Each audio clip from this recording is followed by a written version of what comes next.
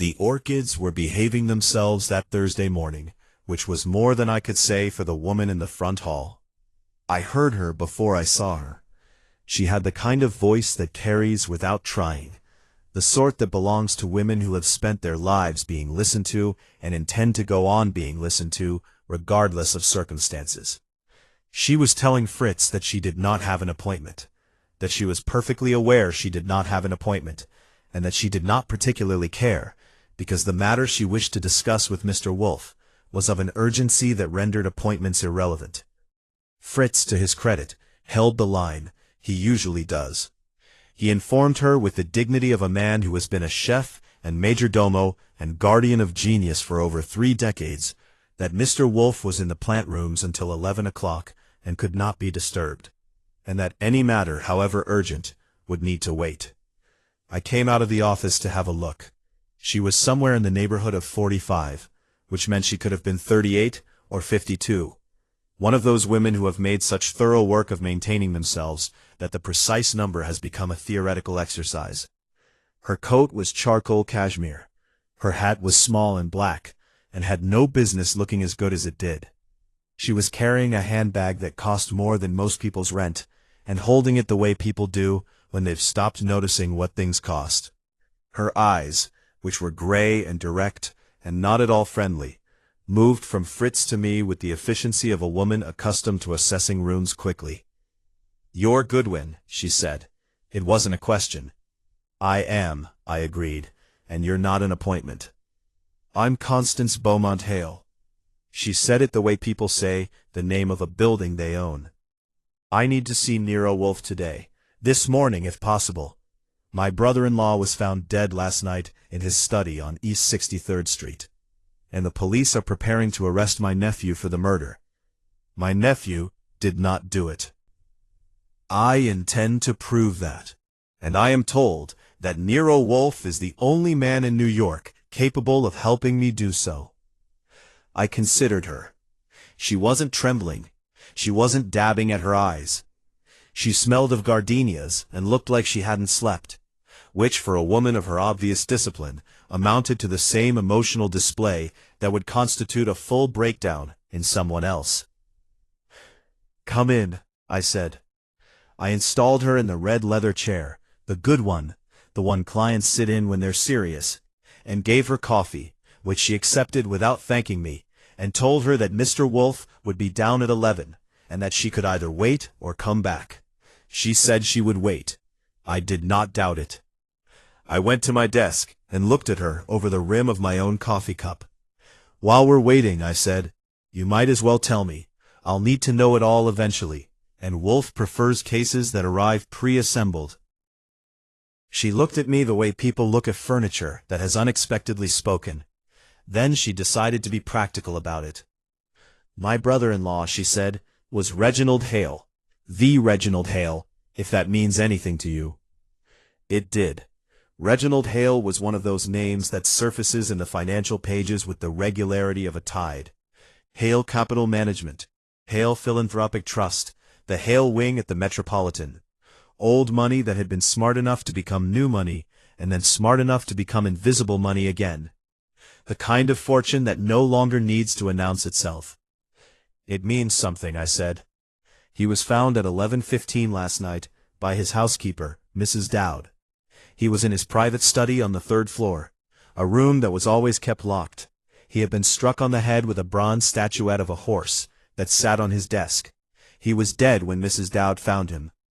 The study window was open, but the room is on the 3rd floor, and there is no fire escape. The front door had been locked from the inside with a deadbolt.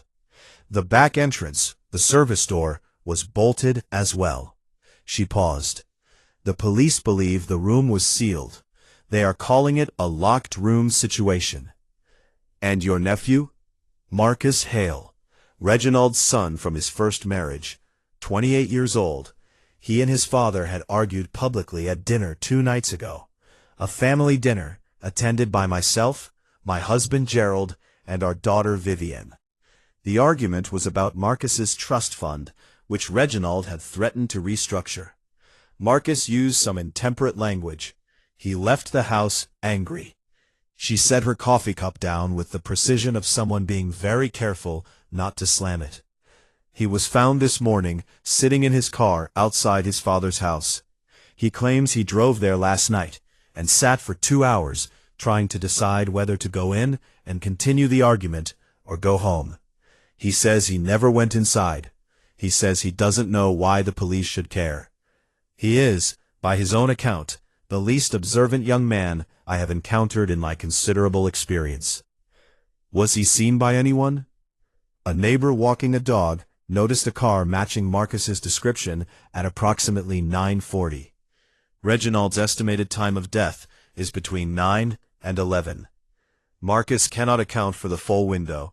His phone, which he admits he turned off in a fit of pique after the argument 2 days ago, provides no assistance. I wrote some of this down.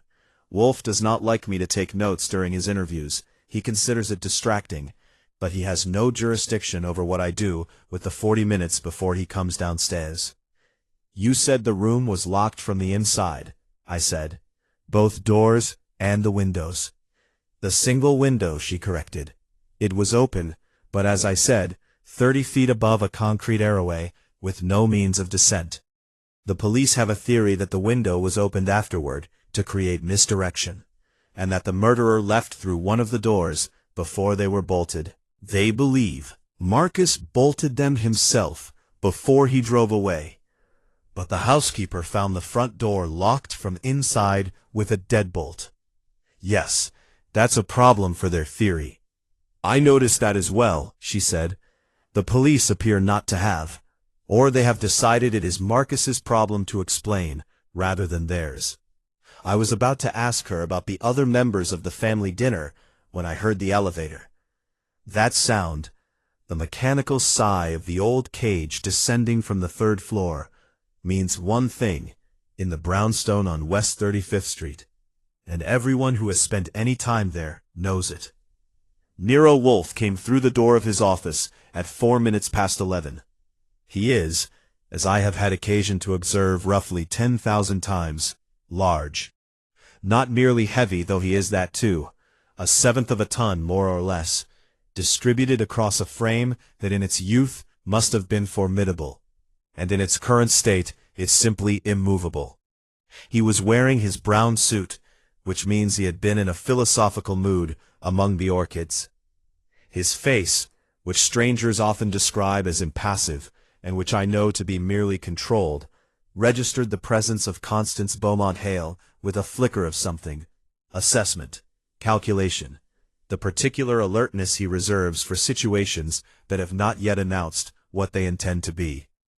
He went to his chair, the custom-built one behind his desk, and lowered himself into it with the care of a man who regards gravity as a negotiation rather than a law. Madam, he said. He looked at me. Constance Beaumont Hale, I said. Brother-in-law Reginald Hale, found dead last night. Blunt instrument, locked study. Nephew Marcus is the candidate. She wants us to find who actually did it. Wolfe's eyes moved to her.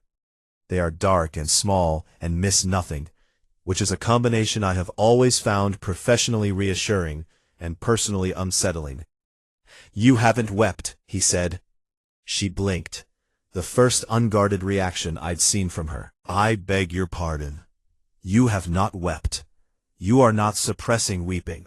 You did not particularly care for Reginald Hale, and yet you are here, with evident urgency, to defend his son. He folded his hands across his middle. That is interesting. Tell me about the relationship between Marcus Hale and yourself.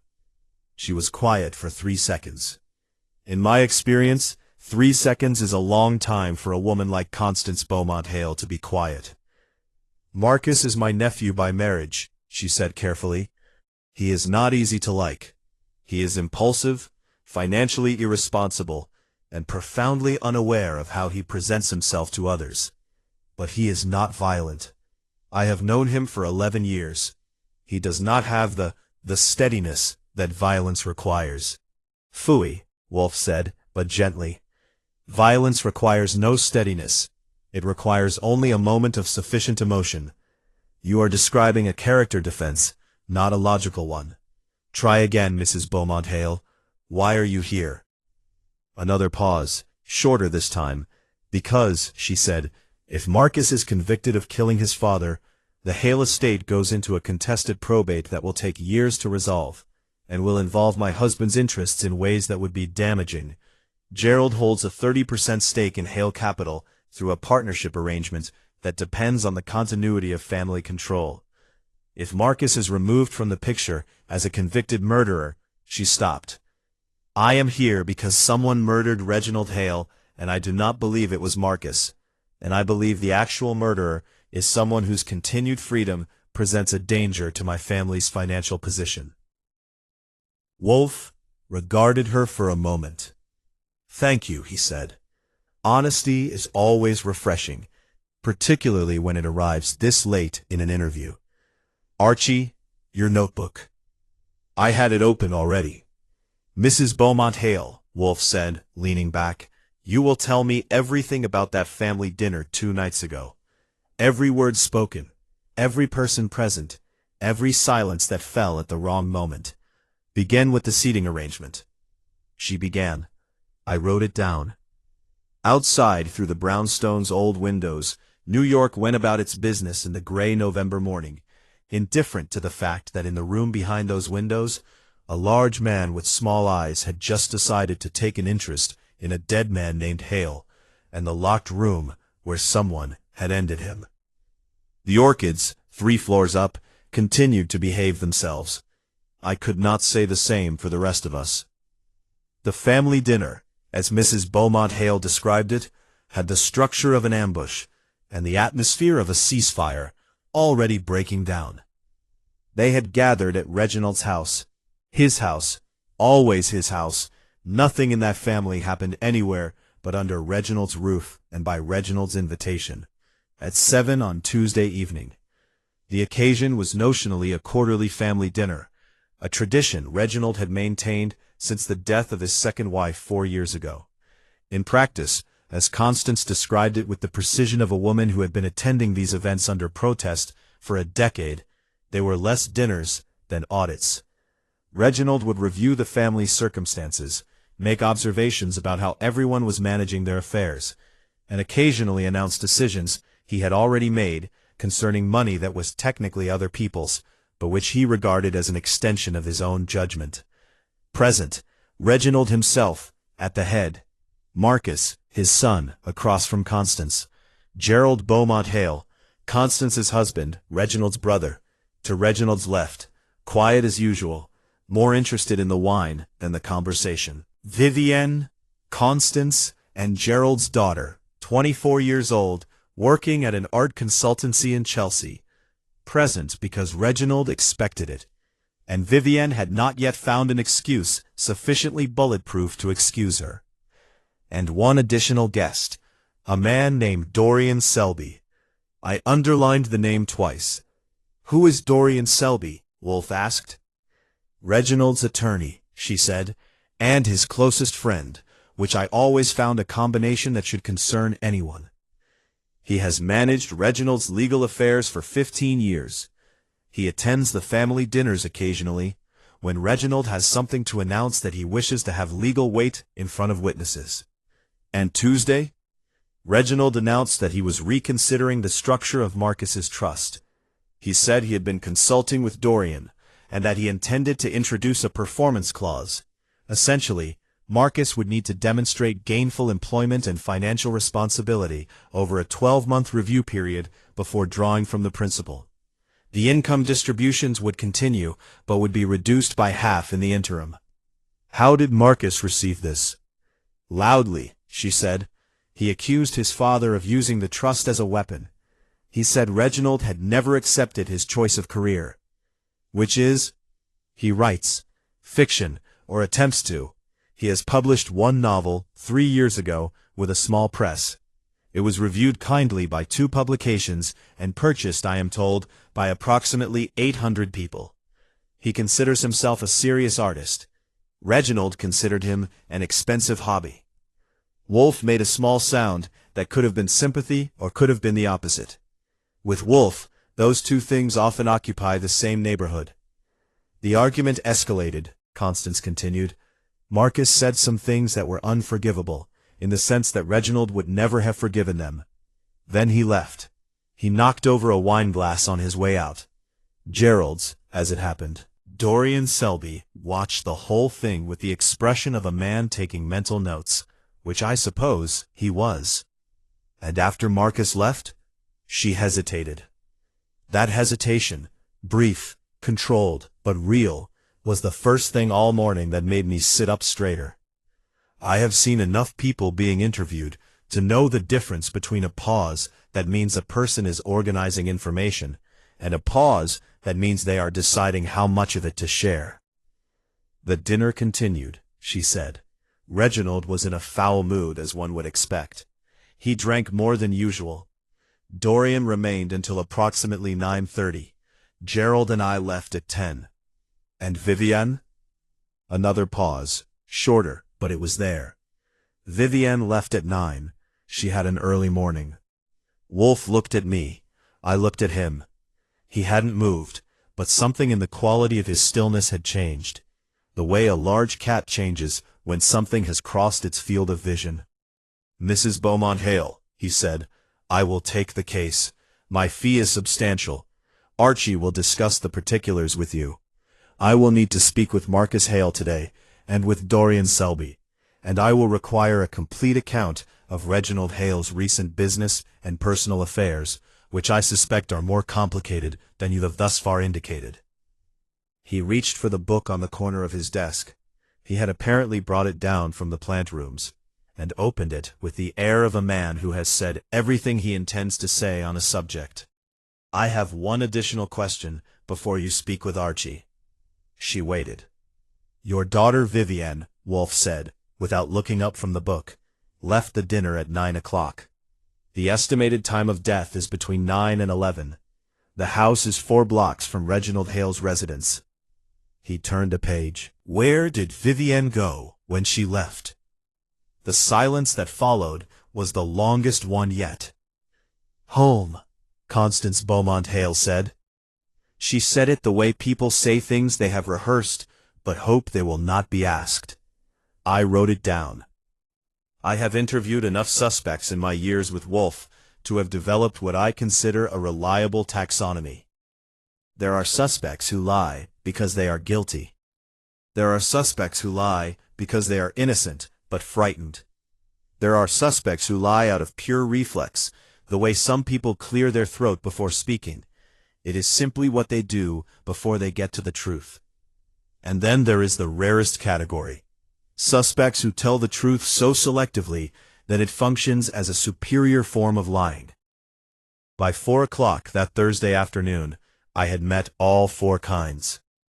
Marcus Hale lived in a 3rd-floor walk-up on West 22nd Street that had been decorated with the aggressive minimalism of a man who considers clutter bourgeois and has not yet noticed that his own version of minimalism costs more than most people's clutter.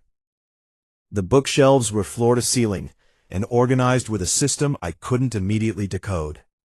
The desk by the window held a typewriter, an actual typewriter, manual, the kind of studied anachronism that announces itself, and 3 coffee cups in various stages of abandonment. The walls were bare, except for a single framed photograph of what looked like the Irish coastline, and a corkboard covered in index cards connected by red string. I looked at the corkboard. Plot structure, Marcus said from behind me. For the novel. Don't tell me it looks like a conspiracy board. Everyone says that. I wasn't going to, I said. I was going to say it looks like one of Nero Wolfe's case maps, and he'd consider that a compliment. He almost smiled. Marcus Hale in person was not what his aunt's description had prepared me for. She had said impulsive and unaware, and I could see those things, but they were layered over something else, a genuine intelligence that had not yet made peace with itself, the kind that turns inward and becomes difficult.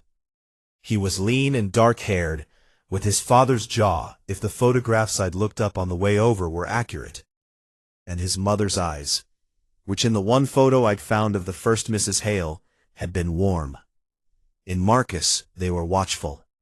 He was 28 years old, and he looked like he hadn't slept in 2 days, which was probably accurate. "Your aunt hired Nero Wolfe," I said, taking the chair he hadn't offered me. "He wants to talk to you this evening at the brownstone. Before that happens, I need you to tell me everything, and I need you to understand that everything means everything, including the parts you've already decided not to mention." He sat on the edge of his desk. "You think I did it?" "I don't think anything yet. That's Wolfe's department. Mine is collecting information. And right now you're the primary source." I took out my notebook. "Start with Tuesday night, the dinner. What did your father actually say? Not the version you told the police, the actual words." He was quiet for a moment. Then, he said I was a vanity project. That the novel was, he called it a tax write-off for his patients. He said he'd been subsidizing my self-regard for 11 years, and he decided to stop. That the trust restructuring wasn't about performance. It was about making me understand that I was, in his words, an adult with the financial mentality of a decorative object. "And you said?" "Things I shouldn't have." He looked at the window. I told him that the only reason he cared about the trust was because controlling it was the last way he had left to control me. I told him that I knew about the Cayman accounts. I kept my pen moving. "What Cayman accounts?" He looked at me. "I don't entirely know. I heard him on the phone 6 weeks ago when I came to the house for a different argument. He was telling someone, Dorian Selby I assume, though I didn't hear a name, that the Cayman restructuring needed to be completed before the end of the fiscal year, and that the board wasn't to know until it was done. I didn't know what it meant. I still don't. But it rattled him when I said it at dinner, and I wanted to rattle him, so I said it." "How did he react?" "He went very still. That was how my father got angry. Most people expand. They get louder. They take up more space. My father contracted. He became very quiet, and very small, and very precise. He told me to leave his house." Marcus paused.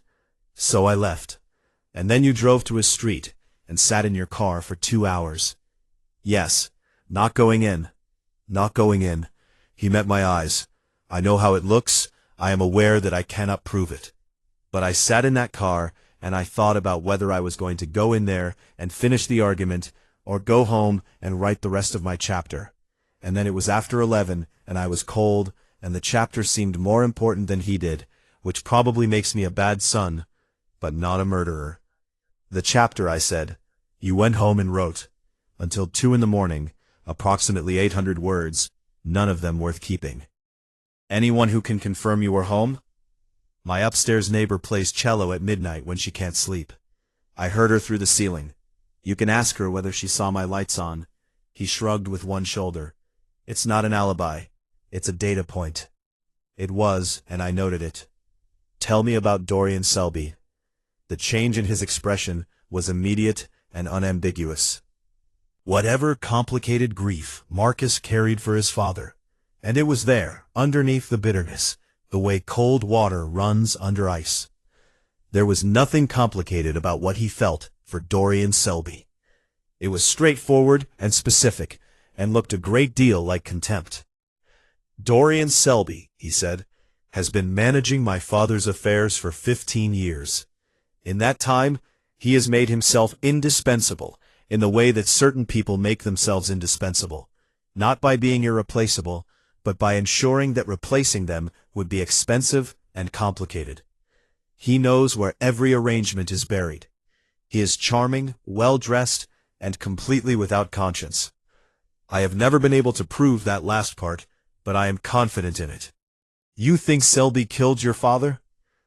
"I think Selby is the only person in my father's life who had both the access and the sophistication to do something like this without leaving an obvious trail. I think the locked room is exactly the kind of thing Dorian Selby would arrange, because Dorian Selby does not do anything carelessly." He paused. "I also think my father was about to do something that Selby didn't want him to do, and that the Cayman accounts are part of it, and that I am entirely out of my depth in that world, and have been my whole life." I closed my notebook. One more thing.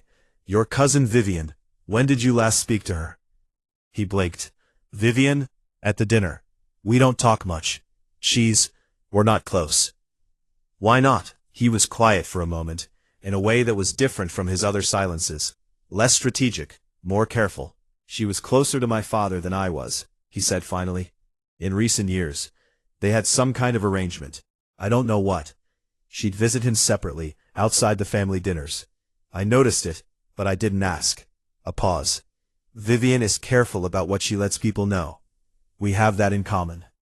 It's one of the reasons we don't talk much. Dorian Selby had an office on the 32nd floor of a building on Park Avenue that had been designed to communicate a very specific message, which was that the people inside it could not be impressed by your money because they were already surrounded by the money of people who had considerably more of it than you. The receptionist was young and efficient and looked through me in the particular way that expensive receptionists are trained to look through people who arrive without appointments. I gave her my card and mentioned Nero Wolfe's name, which I have found opens approximately 2/3 of the doors in this city, and waited. Selby came out to get me himself, which told me something. He was 53 or so, silver-haired in the way that silver hair is an achievement rather than a concession, and he moved through the office with the ease of a man who has spent decades in rooms exactly like this one, and considers them a natural habitat. His suit was charcoal and impeccable. His handshake was firm, without being a demonstration. His smile arrived on time, and stayed exactly as long as was socially required. He was, as Marcus had said, charming. He was also, as Marcus had said, watching me with the attention of someone who was not remotely fooled by whatever impression I was trying to make. Mr. Goodwin, he said, settling behind his desk. I understand Nero Wolfe has been retained in connection with Reginald's death. I'm glad someone is taking a rigorous approach. The police have been thorough, but somewhat linear in their thinking. Linear, I said. You mean they like Marcus for it? They find him convenient, he said pleasantly. The argument, the proximity, the lack of alibi. From a certain angle, it looks compelling. I don't believe it is. Why not? Because Marcus, for all his difficulties, is fundamentally a person of feeling. He is led by emotion, not by planning. What happened in that study required planning. His fingers were laced together on the desk, relaxed. Someone who understood the lock on that study. It's a Medico, not a standard deadbolt, and Reginald had the only 2 keys. Someone who knew that Mrs. Dowd, the housekeeper, watched television in her sitting room from 9 to 11 every evening without fail. I looked at him. That's a specific piece of knowledge. The housekeeper's schedule. I visited the house frequently, he said. Over 15 years, you notice patterns. You were there Tuesday night. You left at 9:30. I did. And Reginald was alive when you left. Very much so. Irritable, as one would expect after the scene with Marcus, but alive. He paused. We had a glass of brandy together after the others left, and talked about the trust restructuring. He was committed to it. He wanted it done before the new year. What about the Cayman accounts? It was the second time in one afternoon I'd watched someone react to those 2 words, and Selby's reaction was the more instructive of the 2. Where Reginald had apparently gone still, Selby went smooth. A barely perceptible shift, like watching water become ice. Not flinching, adjusting. Marcus mentioned those, he said, at dinner. I know. What are they?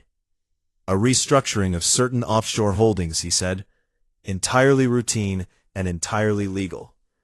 Reginald was consolidating assets in preparation for a shift in the charitable trust direction. It's complex, but not, I assure you, sinister. He said it the way people say things they have thought about carefully in advance. Mr. Wolfe will want to talk to you, I said. Of course. I'll make myself available. He rose to indicate we were finished. Mr. Goodwin, I'll say one thing. Reginald Hale was not a universally loved man. He was exacting and controlling, and he used money as a form of power in a way that damaged most of his relationships. But he was my friend, and I want whoever did this sound." He paused at the door. "I'll tell you one thing off the record. On my way out Tuesday night, I passed the study. I heard Reginald on the phone. I couldn't make out the words, but his tone was not angry, afraid. I had never heard Reginald Hale sound afraid of anything. He let that land. Good day, Mr. Goodwin." I saved Vivian for last. She met me in a wine bar on West 21st Street, which she had chosen, and which told me she preferred to meet somewhere she controlled the geography. She was 24, and she looked like a younger, less armored version of her mother. The same gray eyes, the same quality of assessment, but with the watchfulness closer to the surface, less thoroughly buried. She was dressed simply, a dark sweater, dark trousers, a single silver ring on her right hand, and she was drinking sparkling water and had ordered nothing else, despite having been there, the bartender indicated, for 20 minutes. She was waiting to see what I knew before deciding what to say. I respect that in a person. It's efficient. "I'll save us both some time," I said, sitting down. "You left the dinner at 9. Your mother said you went home. Marcus said you and his father had a separate arrangement of some kind, meetings outside the family dinners. The housekeeper's schedule puts the window of death starting at 9. Your father's, your uncle's, house is 4 blocks from your mother's residence, and 6 from your office." I put my notebook on the bar. "I'm not accusing you of anything, but Nero Wolfe is going to ask you these things tonight, and he is considerably less pleasant about it than I am." She looked at her water glass for a moment. Then she looked at me. "I was there," she said. "I did not write anything down. I wanted her to keep talking. I went back after I left the dinner," she said quietly. "I had to talk to him. Not about the trust, about something else, something private, between us. I used the service entrance. I have a key. He gave it to me 6 months ago." She wrapped both hands around her glass. "I was there from approximately 9:15 to 9:40. He was alive when I left. He was in his study, and the door was closed, and he was on the phone. And I knocked, and he opened the door, and I said what I had to say, and then I left." "The service entrance," I said, "which was bolted when the housekeeper found it at 11:15. She met my eyes. "I bolted it on my way out. I always do." He insisted on it. "What did you go back to say to him?" I asked. She shook her head, once, firmly. "That," she said, "is private." "Vivian," I leaned forward slightly, "someone killed your uncle between 9 and 11. You were in that house. If you don't tell me, you tell Wolfe. And if you don't tell Wolfe, you tell the police. Those are the 3 options, and they go in descending order of comfort." She was quiet for a long moment. When she finally spoke, her voice had lost some of its steadiness. "I went to tell him," she said, "that I knew what he and Dorian Selby were doing with the Cayman accounts, and that if he didn't stop, I was going to tell the board myself." The wine bar hummed quietly around us. Someone laughed at the other end of the room. "He was on the phone when I arrived," she continued. "I knocked. He opened the door, and I said what I had to say. He looked at me for a long time, and then he said, "You're going to regret this, Vivian." And then he closed the door and went back to his call. "And you left?" And I left. She picked up her water glass. "I did not kill him, Mr. Goodwin. But I will admit that when I heard he was dead, my first thought was not grief." "What was it?" She considered the question with the kind of honesty that is more frightening than evasion. "Relief," she said. And then immediately after that, fear. Because someone else was in that house after I left. Someone who also knew about the accounts. And if they were willing to kill Reginald over them, they are certainly willing to let the blame fall wherever it is most convenient. She looked at me steadily. "Tell Mr. Wolfe I'll be there at 8, she said. "And tell him I'll answer his questions, all of them." I got back to the brownstone at 6:45 and found Wolfe in the office with beer. His first of the evening, which meant he had been thinking and not eating. Always a productive sign. I sat down, opened my notebook, and gave him the full report, without interruption. He listened with his eyes closed, and the particular quality of stillness that means every word is being filed, and indexed, and cross-referenced against things I haven't said yet. When I finished, he was quiet for a moment. The Cayman accounts, he said, without opening his eyes. 3 people mentioned them: Marcus, Selby, and Vivian, each one differently. Yes. He opened his eyes. Selby said routine. Vivian said threat.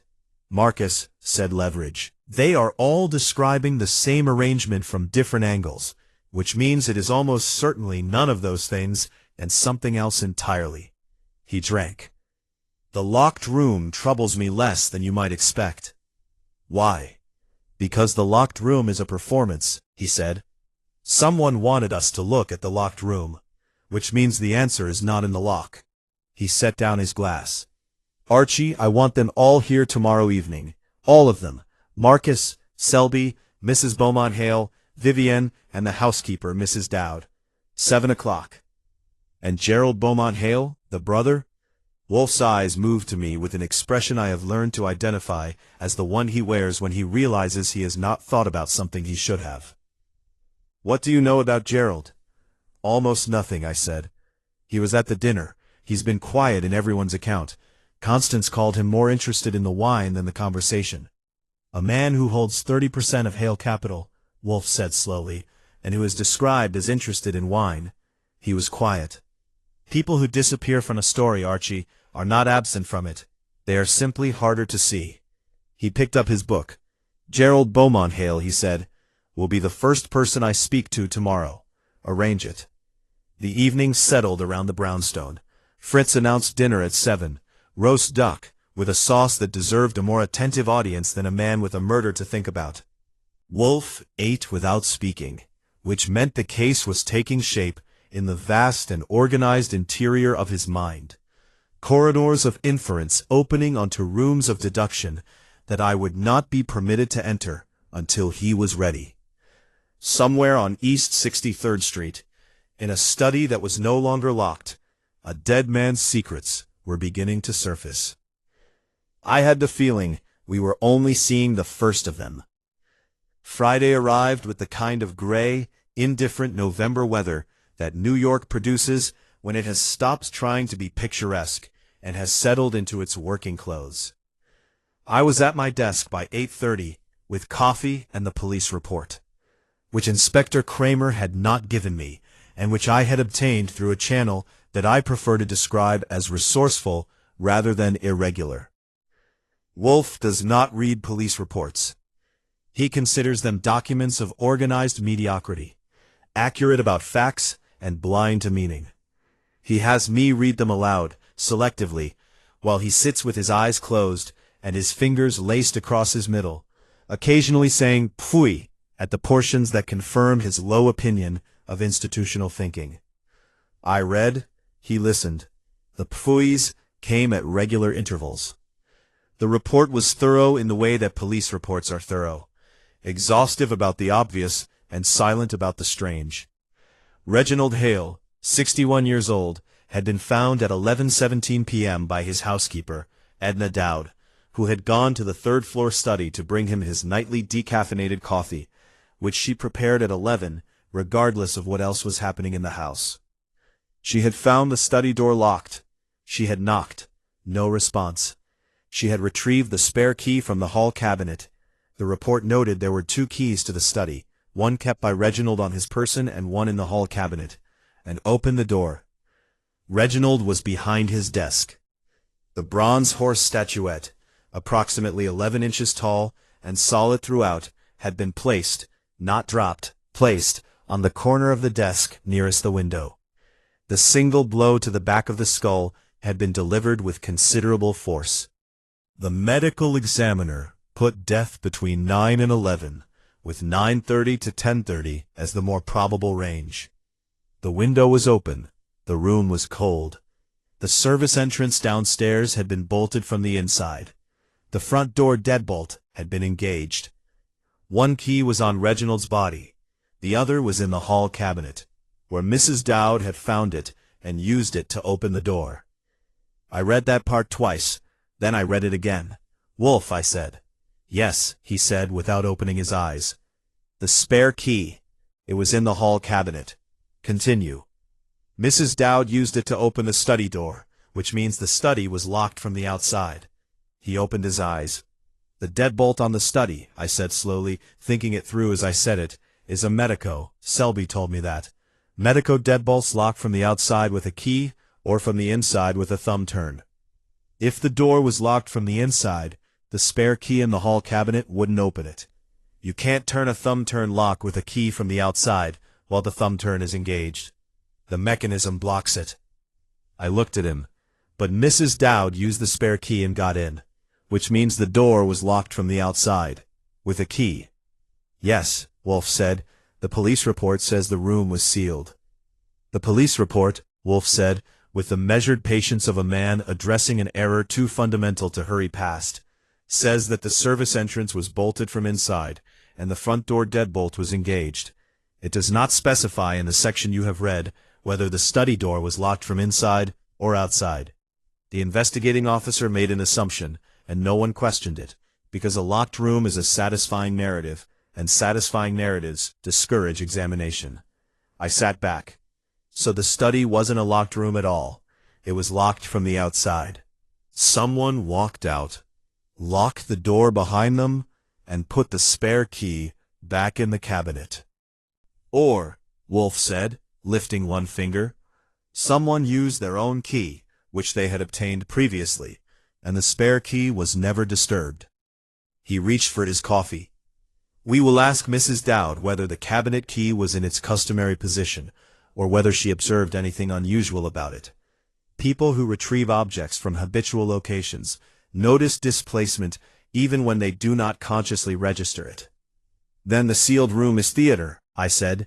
The real question is how someone got in and out of the house. The service entrance was bolted from inside, Wolfe said, which we know Vivian Beaumont Hale bolted on her way out at 9:40. The front door deadbolt was engaged. By whom, we do not know, but it was engaged, which means someone with access to the front door locked it. Mrs. Dowd, returning to her sitting room after setting the coffee to brew, would have passed the front door at approximately 9 o'clock, before the guests departed. He set down his cup. We need Mrs. Dowd's full account of the evening's movements. Not the version she gave the police, her version. I was already reaching for the phone. Mrs. Edna Dowd arrived at the brownstone at 10:15, with the expression of a woman who has endured a great deal in the past 48 hours, and intends to endure whatever comes next with equal stoicism. She was 60 or thereabouts, compact and precise in her movements, and she sat in the red leather chair, with her handbag on her lap, and her back perfectly straight, and looked at Wolfe with the particular assessment of a woman who has spent her professional life managing large households, and has therefore seen every variety of difficult man. Wolfe, to his credit, was on his best behavior. He can be, when it serves him. Mrs. Dowd, he said, I am grateful for your time.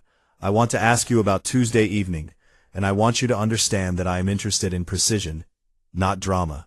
Tell me what you did and observed, in the order you did and observed it, beginning from when the dinner guests began to depart.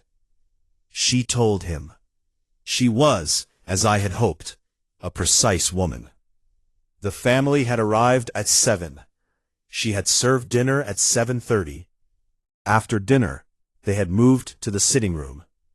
At 9 o'clock, she was certain of the time because she had looked at the kitchen clock before going upstairs to turn down Mr. Hale's bed. She had passed through the entrance hall. The front door had been closed, but not yet deadbolted.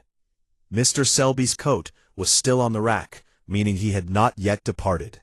At 9:30, she had heard the front door open and close. She had looked out the kitchen window in time to see Mr. Selby's car. She recognized it, a dark blue sedan. He always parked in the same place, pulling away from the curb. At 9:35, she had gone to check that the front door was locked. It was. The deadbolt was engaged. You engaged it yourself? Wolfe asked. No, sir. It was already engaged when I checked it. Was that unusual? She considered.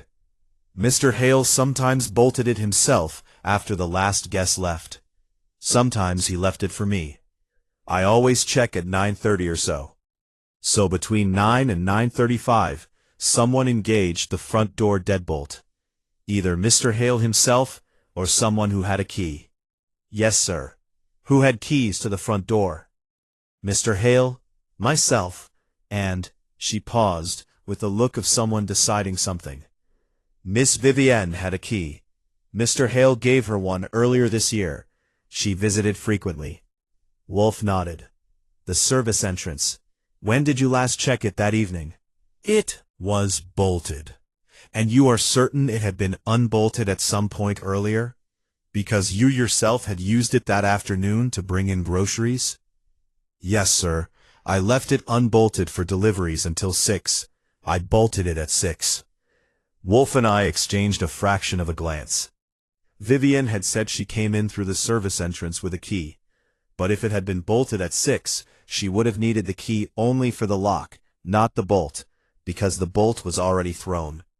Which meant she either had a way to open a bolted door, which seemed unlikely, or she had entered through the front. Or she had not entered at all. Mrs. Dowd, I said, the spare key to the study. When you went to get it on Tuesday night, was it in its usual place in the cabinet? Had it been moved at all? Or was it exactly where it always was? She looked at me. Something shifted in her expression. Not surprise exactly. More like the recognition of a question she had been expecting. It was on the right side of the cabinet, she said. It is usually on the left. I always place it on the left. The room was quiet. I assumed I had misremembered, she said, in the distress of the moment. You didn't misremember, Wolfe said, with a gentleness that from another man would have been reassuring, and from Wolfe is merely a diagnostic tool. Someone used that key and replaced it incorrectly, which tells us two things. That the person who used it was not familiar enough with your habits to know which side you keep it on. Second, that they returned it at all, which means they were thinking clearly enough to attempt to conceal their use of it. He folded his hands. Thank you, Mrs. Dowd. You have been exceptionally helpful. Archie will see you out. When she was gone, I came back to my desk and sat down and looked at the notes I'd been keeping. The spare key was used. Returned to the wrong side. The service entrance was bolted from 6 onward, meaning Vivienne's account of entering through it is impossible. Or she had a means of unbolting it from outside, which would require a specialty tool and some expertise. The front door deadbolt was engaged before 9:35, possibly by Hale himself, or by someone with a key. Reginald received a visitor or visitors after Selby left at 9:30, let them into the study, and was killed between 9:30 and 10:30. The study key, Wolfe said. Someone had a third key. Selby said there were only 2. Selby said Reginald had the only 2 keys. Selby is an attorney who has managed Reginald Hale's affairs for 15 years, and had access to that house on a regular basis. Wolfe picked up his book, then put it down again, which is as close as he gets to restlessness. It is also possible that a key was copied.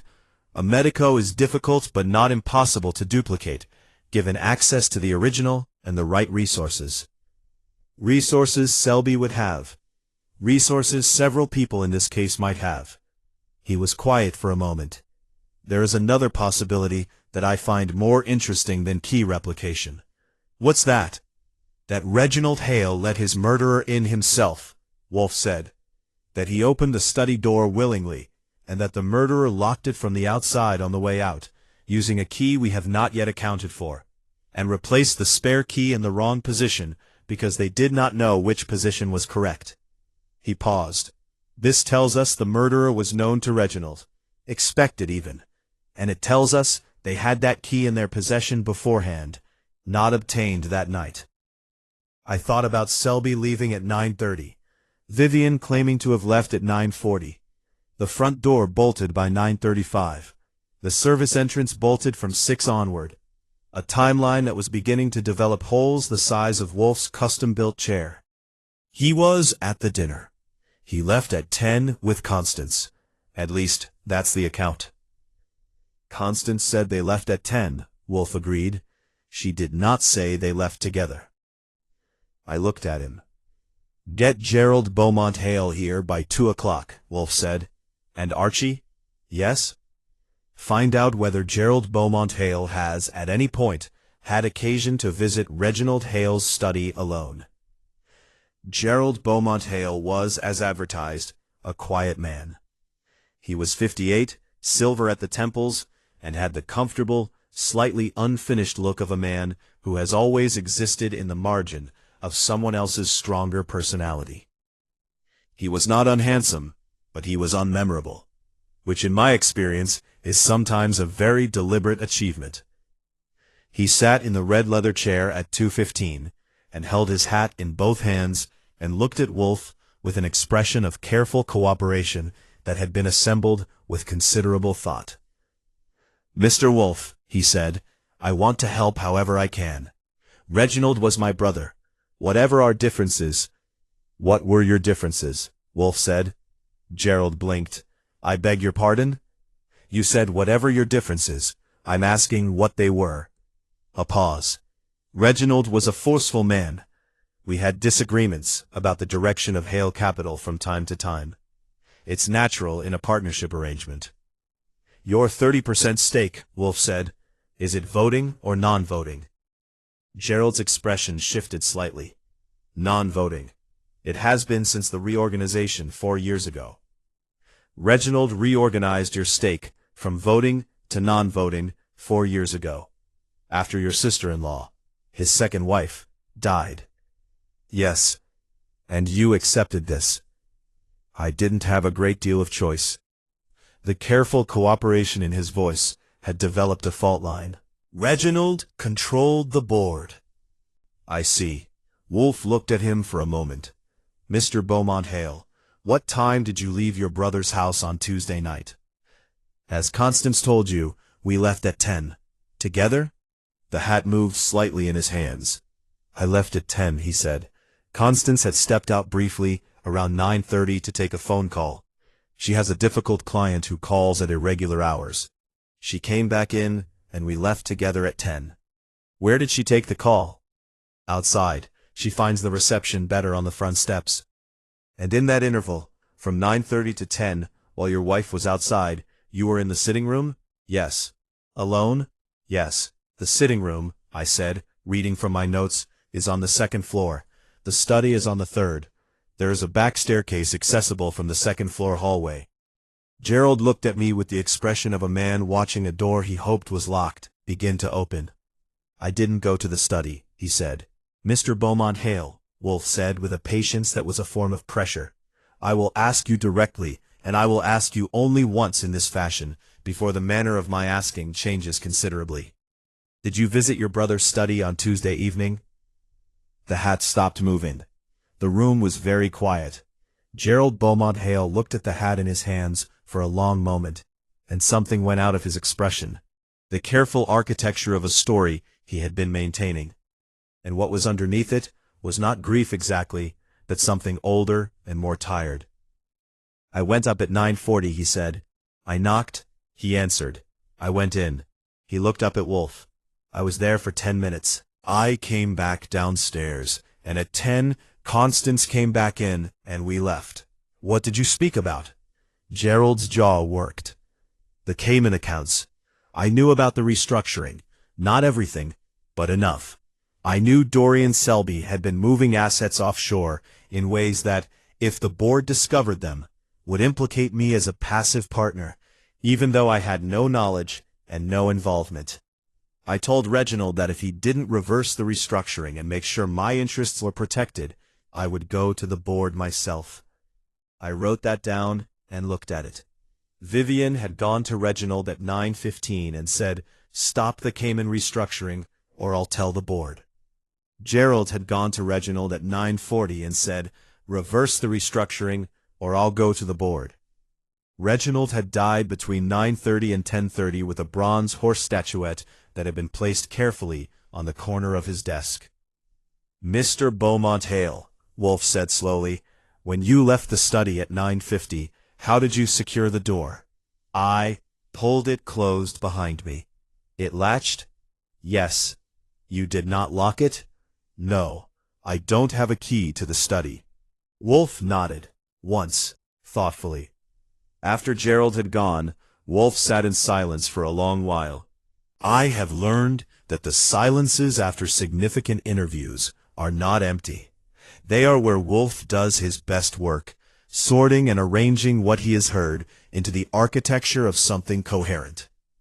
Finally he said, 2 people visited Reginald Hale in his study that evening before his death, and both of them went separately, and both of them threatened him with the same disclosure about the same financial arrangement, and neither of them killed him.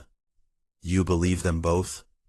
I believe that 2 people independently threatening a man with exposure creates a motive considerably more powerful than either threat alone. Not for the threatened man, but for the person who stood to lose the most if either threat was carried out. I looked at my notes. Dorian Selby, who had arranged the Cayman accounts, who had 15 years of entanglement with Reginald Hale, who had been in that house until 9:30 and knew its rhythms, its locks, its routines better than almost anyone, who had told me with a smooth and practiced sadness that through the study door he had heard Reginald on the phone, sounding afraid. He was still there, I said slowly, after he left. Or he went back. Or, Wolfe said, he never entirely left at all. He reached for his book. Tonight, he said, I will see all of them. And tomorrow, Archie, I would like you to find out everything there is to know about a medico deadbolt, a set of Cayman accounts, and the specific provisions of Reginald Hale's will. He opened to his page. And get me Frederick Durkin and Saul Panzer. I have some work for them that requires legs, which is a commodity I prefer to outsource. Outside, the gray November afternoon was becoming a gray November evening. Somewhere in the city, a murderer was sitting with their version of events and believing it was holding together. In my experience, that belief has a limited shelf life when Nero Wolfe is paying attention. There is a particular quality to the brownstone on West 35th Street when Wolfe has arranged a group interrogation. It is more like the feeling of a room that has been prepared for a specific purpose by someone who is very good at that purpose and has no interest in pretending otherwise. Fritz sets out chairs.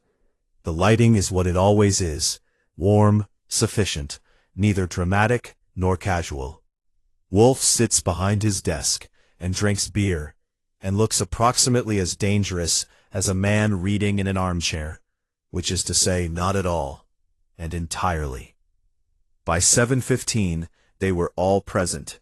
Marcus Hale had arrived first, at 7:05, in a dark coat that he hadn't bothered to brush, and with the expression of a man who has not slept properly in 3 days, and has decided to stop apologizing for it.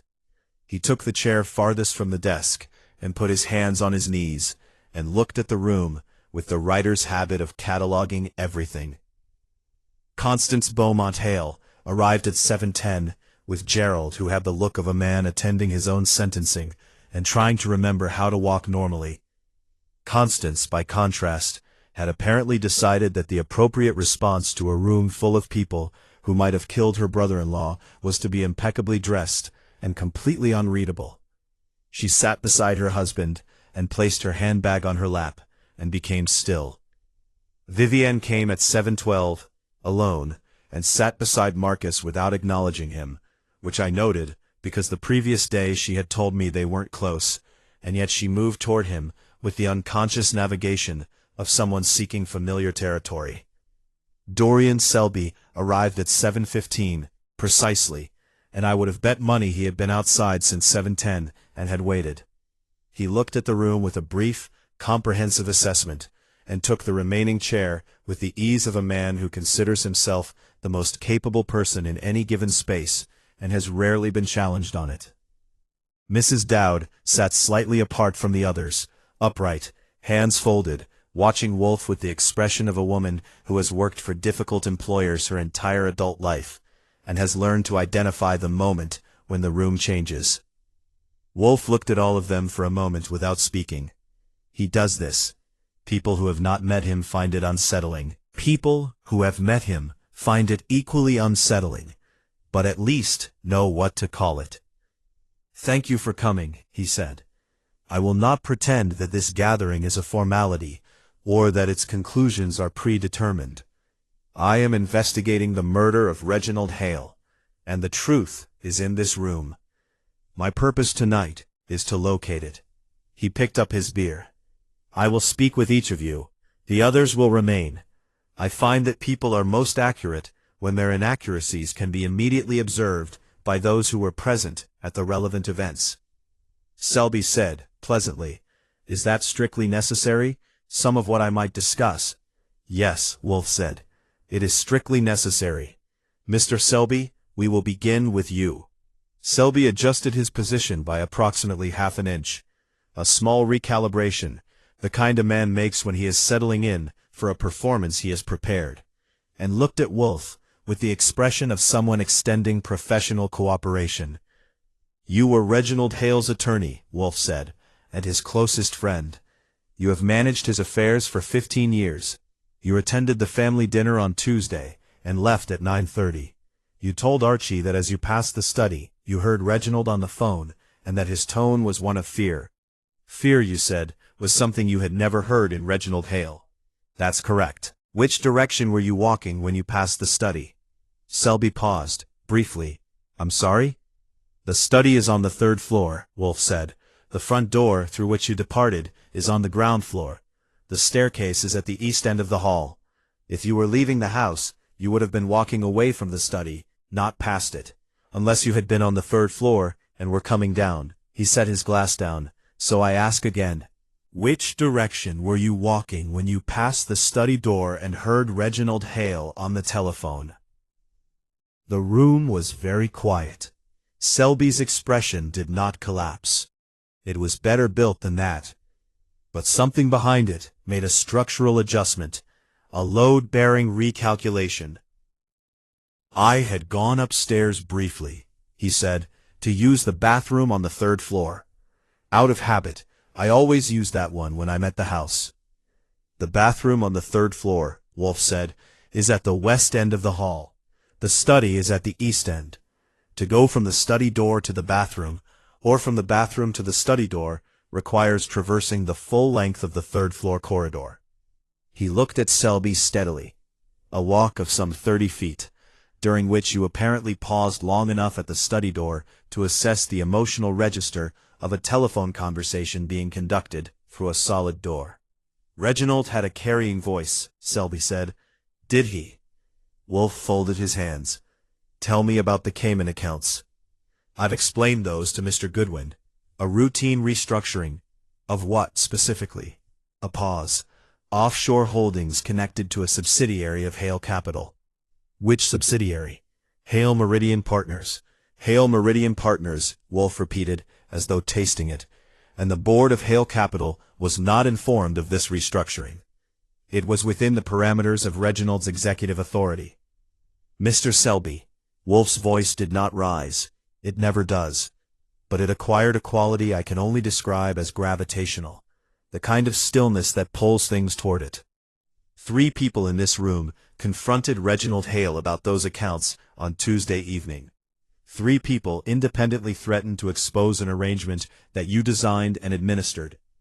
You have more to lose from that exposure than anyone else present, because your exposure would not be financial alone, but professional and potentially criminal. Reginald Hale was prepared to reverse the restructuring under pressure.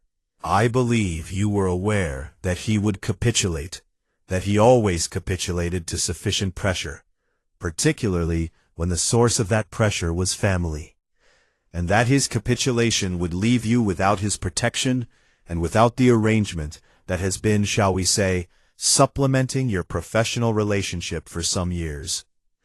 Selby said quietly, "That is speculation." "It is inference," Wolfe said. "There is a difference. Speculation invents. Inference follows. I am following." He looked at him for a moment. "You had a key to the study." It was not a question. Selby heard that. "I did not manage Reginald Hale's household affairs as well as his legal ones for 15 years. When the medico lock was installed on the study door, 7 years ago, according to the building records I had examined this afternoon, the locksmith made 3 keys, the standard 2, and 1 additional at the client's request. Wolfe's eyes did not move from Selby's face. Who would Reginald Hale trust with a 3rd key to the room where he kept his most private documents? The room was very still. I could hear Marcus Hale breathing. Constance had become so motionless, she might have been a portrait of herself. "I would like to speak with my own attorney," Selby said, "before this continues." "That is your right," Wolfe said. "I am not the police. You may leave at any moment. However, I will note that leaving will not prevent me from presenting what I know to Inspector Kramer before morning, and it will not prevent the people in this room from drawing the conclusions they are currently drawing." He picked up his beer with a calmness that under the circumstances I found genuinely impressive. "The key, Mr. Selby." Selby looked at Wolfe.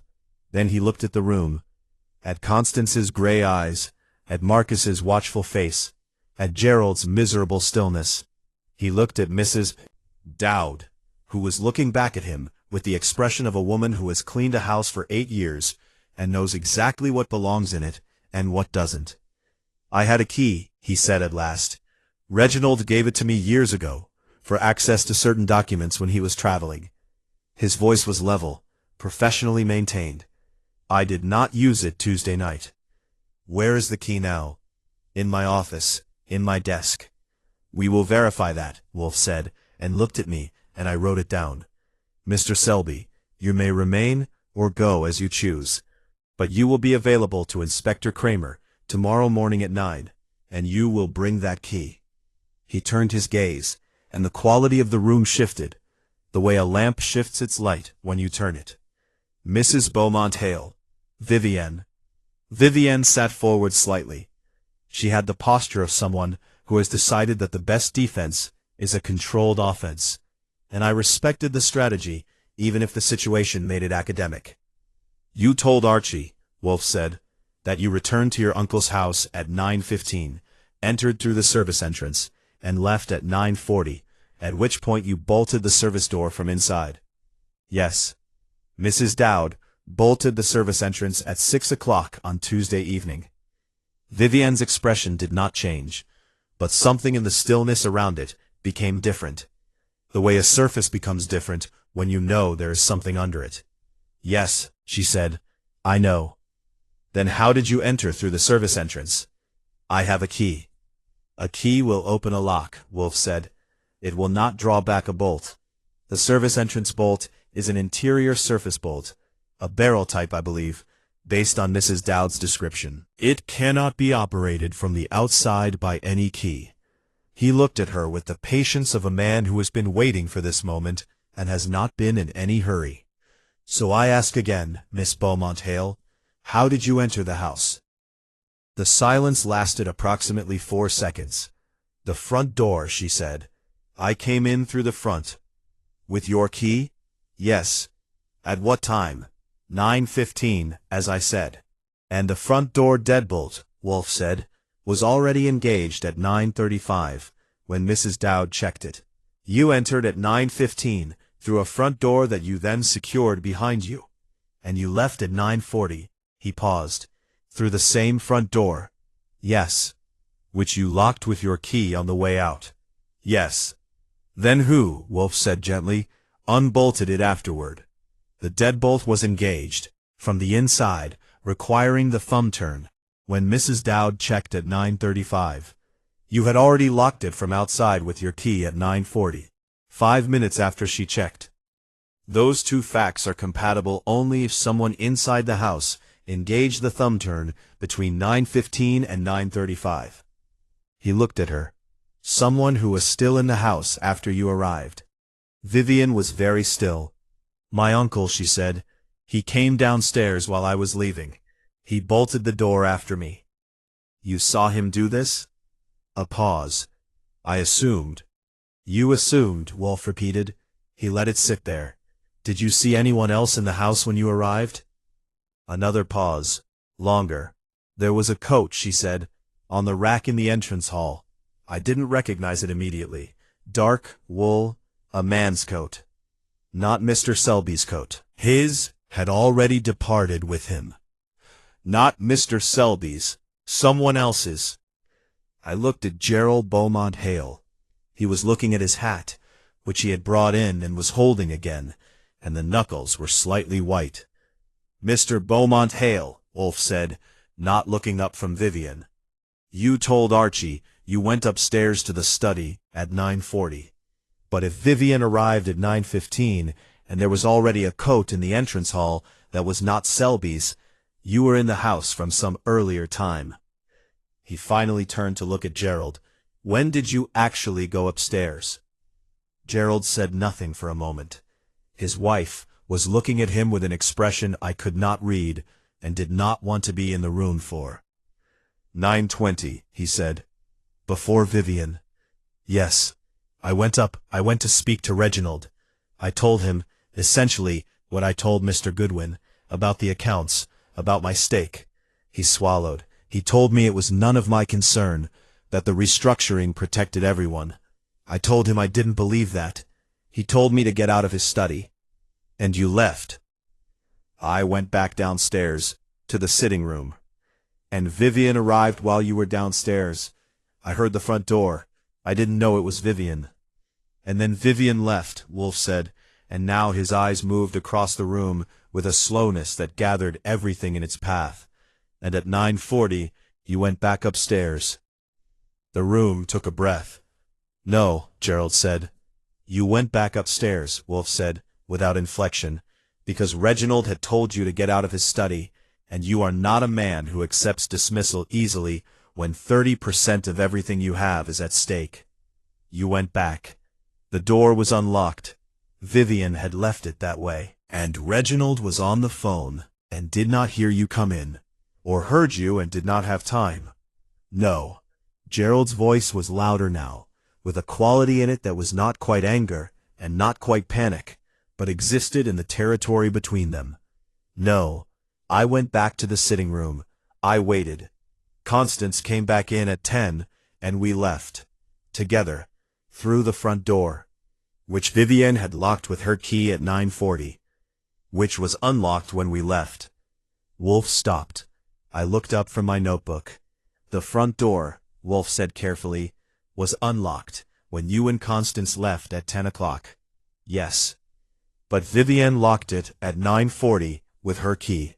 Then someone unlocked it between 9:40 and 10, Gerald said, with the desperate precision of a man who has just realized he has accidentally said something useful. Wolfe leaned back and closed his eyes. The room waited. When he opened his eyes, there was something in them that I have learned to identify over years of proximity. Not excitement, because Wolfe does not get excited, but the particular focused quality of a man who has just watched a pattern complete itself. Someone was in that house, he said slowly, after Vivian left at 9:40. Someone who had a key to the front door and used it from outside. Someone who went upstairs to the study, was admitted by Reginald, and killed him. Someone who then locked the study from outside with the third key, replaced the spare key in the cabinet on the wrong side, and left through the front door, locking it behind them. He looked at each face in the room in turn, and that person, having locked the front door from outside, was not Gerald and Constance Beaumont Hale, because Gerald has just told us the door was unlocked when they left at 10, which means the killer was gone before 10, and the front door was left unlocked in their wake, and Gerald and Constance departed through an unsecured door without noticing or without finding it significant. He folded his hands. The killer, he said, arrived at the house between 9:40 and 10 o'clock, spent no more than 15 minutes in the study, and departed before 10. They had a key to the front door, a key to the study, and specific knowledge of what Reginald Hale stood accused of. He paused. There is one person in this investigation who has not accounted for their whereabouts between 9:40 and 10 o'clock. One person who has been, as Archie observed to me, very quiet. One person whose motive I have not yet fully articulated, because that person has not yet been asked the right question." He looked at Marcus. Marcus Hale met his gaze with the expression of a man who has been sitting in the corner of the room, waiting for something, and is not certain whether what is arriving is what he feared or what he hoped. "Mr. Hale," Wolfe said, "your novel, the one published 3 years ago, what was it about?" Marcus blinked. Of all the things he had been prepared for, that was evidently not among them. "A man," he said slowly, "who discovers his father has been defrauding his business partners for years, and has to decide whether to expose him." The room absorbed that. "And the Cayman accounts," Wolfe said. "You said you overheard your father on the phone 6 weeks ago. You said you assumed he was speaking with Dorian Selby." He paused. "But you're not certain." "No," Marcus said. "I didn't hear a name." "Did you hear," Wolfe said, leaning forward slightly, "a number, an amount, anything specific enough to have taken to someone, say a financial regulatory authority, independently of anyone else in this room?" Marcus was very still. "I will ask you tomorrow," Wolfe said quietly, "when the others are not present. But I will ask you." He sat back. "That is enough for tonight. All of you will be available to Inspector Kramer and to me through the weekend. None of you will speak to each other about this conversation. And none of you," his eyes moved with particular weight to Selby, "will make arrangements of any kind regarding any offshore accounts, documents, or assets." He reached for his book, with the air of a man ending a business meeting. "Good night," he said. They filed out with the various dignities they had managed to preserve. Selby, last, buttoning his coat with steady hands, and a face that had been closed like a vault since the question about the third key. When they were gone, Fritz brought Wolfe his second beer of the evening, and I sat at my desk and looked at my notes and waited. "Well," I said. "Tomorrow," Wolfe said, "I will know who. Tonight I know almost everything else." "That's an interesting distinction." "The distinction between almost and entirely," he said, opening his book, "has sent innocent people to prison, and guilty ones to comfort, for the whole of human history. I have no intention of contributing to either statistic." He turned a page. "Go to bed, Archie." I went. But I sat by my window for a while first, looking at the street, thinking about a third key, and a coat on a rack, and a front door that had been locked and unlocked, and locked again, in the space of 45 minutes, while a man on the 3rd floor of the brownstone on East 63rd Street ran out of time. The Orchids, 3 floors above me, were in darkness. In the morning, Wolfe would have his answer. I was fairly sure I already had mine. Saturday morning in New York has a different texture than the rest of the week. The city doesn't slow down exactly, it never does, but it shifts register, the way an orchestra shifts between movements. I was on the street by 8:30 with a list in my pocket, and the particular focused energy that comes from knowing a case is close to its center, and needing to find the last few degrees of bearing before you can call it true north. Wolfe had given me 4 tasks over breakfast, the orchid tending hours being sacrosanct regardless of murder, financial fraud, or the general inconvenience of crime, and had delivered them with the economy of a man who has already done the thinking and requires only the confirmation. 1. Find Saul Panzer and get his report on Dorian Selby's movements Tuesday evening. 2. Obtain from whatever source available the incorporation documents for Hale Meridian Partners and any Cayman-registered subsidiaries. 3. Speak to Marcus Hale alone and ask him what he had reported, to whom, and when.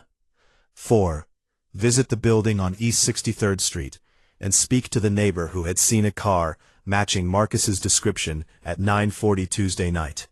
Not about the car, about what else they had seen. I started with Saul because Saul is always worth starting with. Saul Panzer is the best private investigator in New York, which is a sentence I can say without qualification, despite the fact that it diminishes my own professional standing. Because the truth is the truth, and I have always found it more useful than the alternative. He is small and unassuming, and has a face that people forget approximately 40 seconds after looking at it, which in his line of work is an asset of incalculable value. He has been working with Wolfe for 30 years, and has never once failed to find what he was sent to find. He was waiting for me at a coffee shop on 9th Avenue at 8:45, with a cup of something dark, and a manila folder, and the expression of a man who has had an interesting night, and is choosing his words with care. "Selby," I said, sitting down. "Selby," he agreed.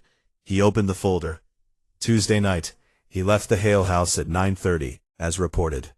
His car was seen pulling away from East 63rd Street at 9:32 by a parking attendant from the garage 2 doors down. I got a statement. It's in there. Good. He drove south. Here's where it gets interesting. Saul turned a page. His building on Park has a doorman and a security camera on the entrance. I spoke to the doorman last night. Fellow named Rinaldi, been there 12 years, knows the residence by sound as much as sight. Selby did not enter his building Tuesday night until 11:45. I looked at him. 11:45. 11:45. Rinaldi is certain because he had just come back from his break, which he takes at 11:30, without variation. And Selby came in while he was still taking his coat off. So between 9:32 and 11:45, I said, Dorian Selby is unaccounted for. 2 hours and 13 minutes, Saul said, during which, for reference, the medical examiner places the death of Reginald Hale. I picked up the folder and looked through it. Rinaldi's statement was there, handwritten, signed. A photocopy of what appeared to be a security camera log showing Selby's key fob entry at 11:47 p.m. A note in Saul's precise handwriting. No secondary exit from building used. Checked camera logs for service entrance and garage. Selby entered and did not leave until 7:14 a.m. Wednesday. Where was he for 2 hours? I said. Unknown. His car was found in a parking garage on East 64th Street, 1 block from the Hale house, Wednesday morning when I checked. He had apparently walked back to it at some point. Saul drank his coffee. There's more. There's always more with you.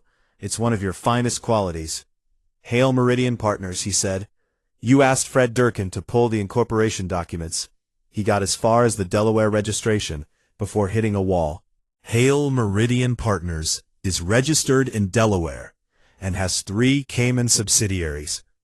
2 of them are straightforward offshore holding structures, aggressive but legal, the kind of thing that keeps tax attorneys employed. The 3rd one, he turned to the last page in the folder, is not straightforward. I looked at the page. It was a copy of a corporate registry document from the Cayman Islands, and the names on it meant nothing to me except one. Selby is listed as a director, I said, of the 3rd subsidiary. Not in his capacity as Hale's attorney. In his personal capacity, as a beneficial owner. Saul closed the folder. He's not managing the arrangement for Hale. He's a partner in it. Has been for 4 years, since right after Reginald reorganized Gerald's stake to non-voting. I sat back and let that settle into its proper shape. 4 years ago, Reginald Hale had stripped his brother of voting rights in Hale Capital. Around the same time, he had created an offshore subsidiary with his attorney as a personal beneficial owner, which meant that for 4 years, Dorian Selby had been not merely administering Reginald's finances, but participating in them, receiving a share of whatever the 3rd subsidiary was producing, with his name on the documents, in a way that would be extraordinarily difficult to explain to a bar ethics board or a federal financial regulator. And now 3 members of the Hale family had independently threatened to expose those accounts, and Reginald was dead. Saul, I said, you're a remarkable human being. I know, he said. The folder's yours. The incorporation documents took me until 10:30, and a conversation with a woman at the Delaware Secretary of State's office who was either enormously helpful or enormously bored, and I have learned not to examine good fortune too closely.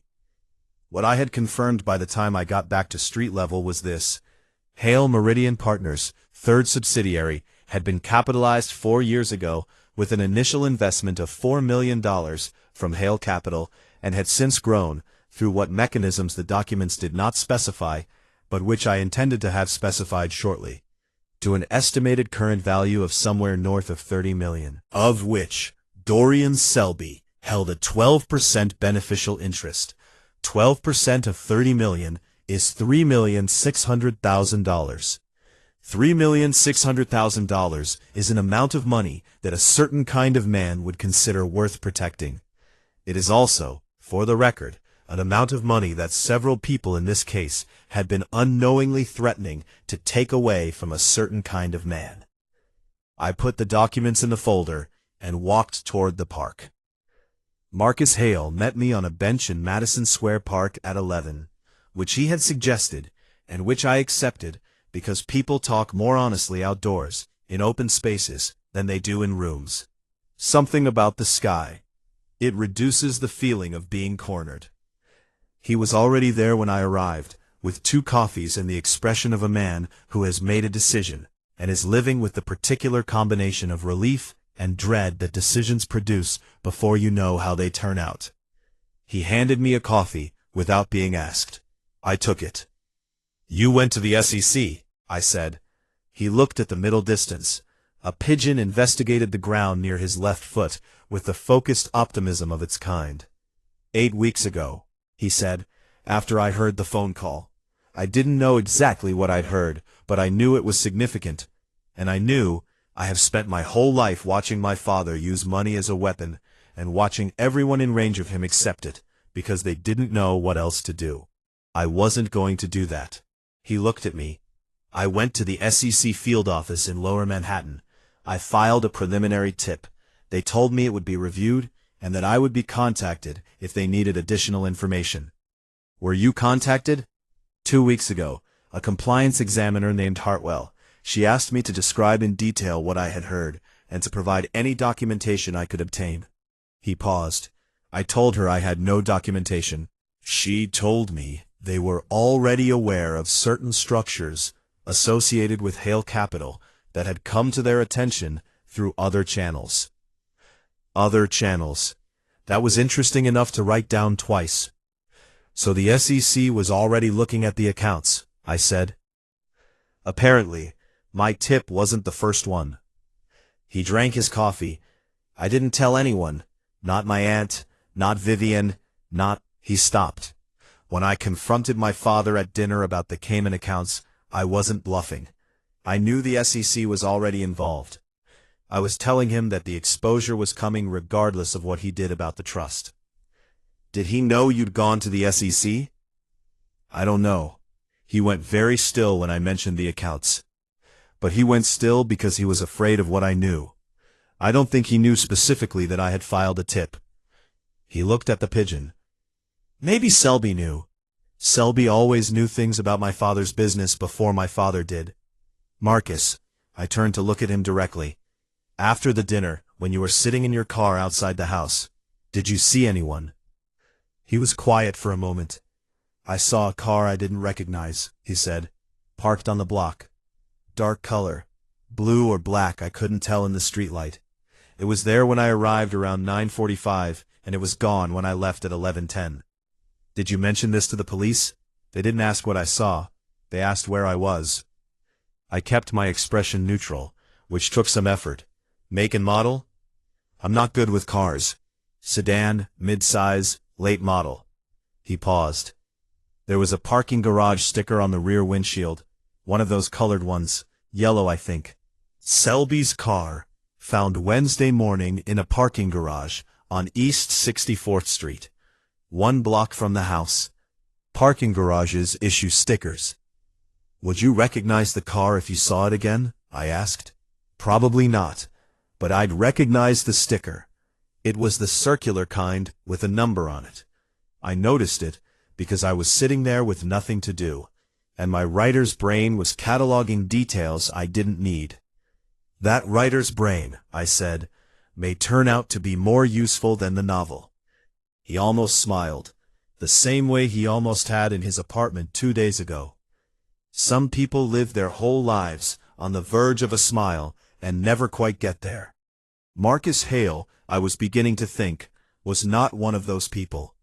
He was simply currently occupied with other things.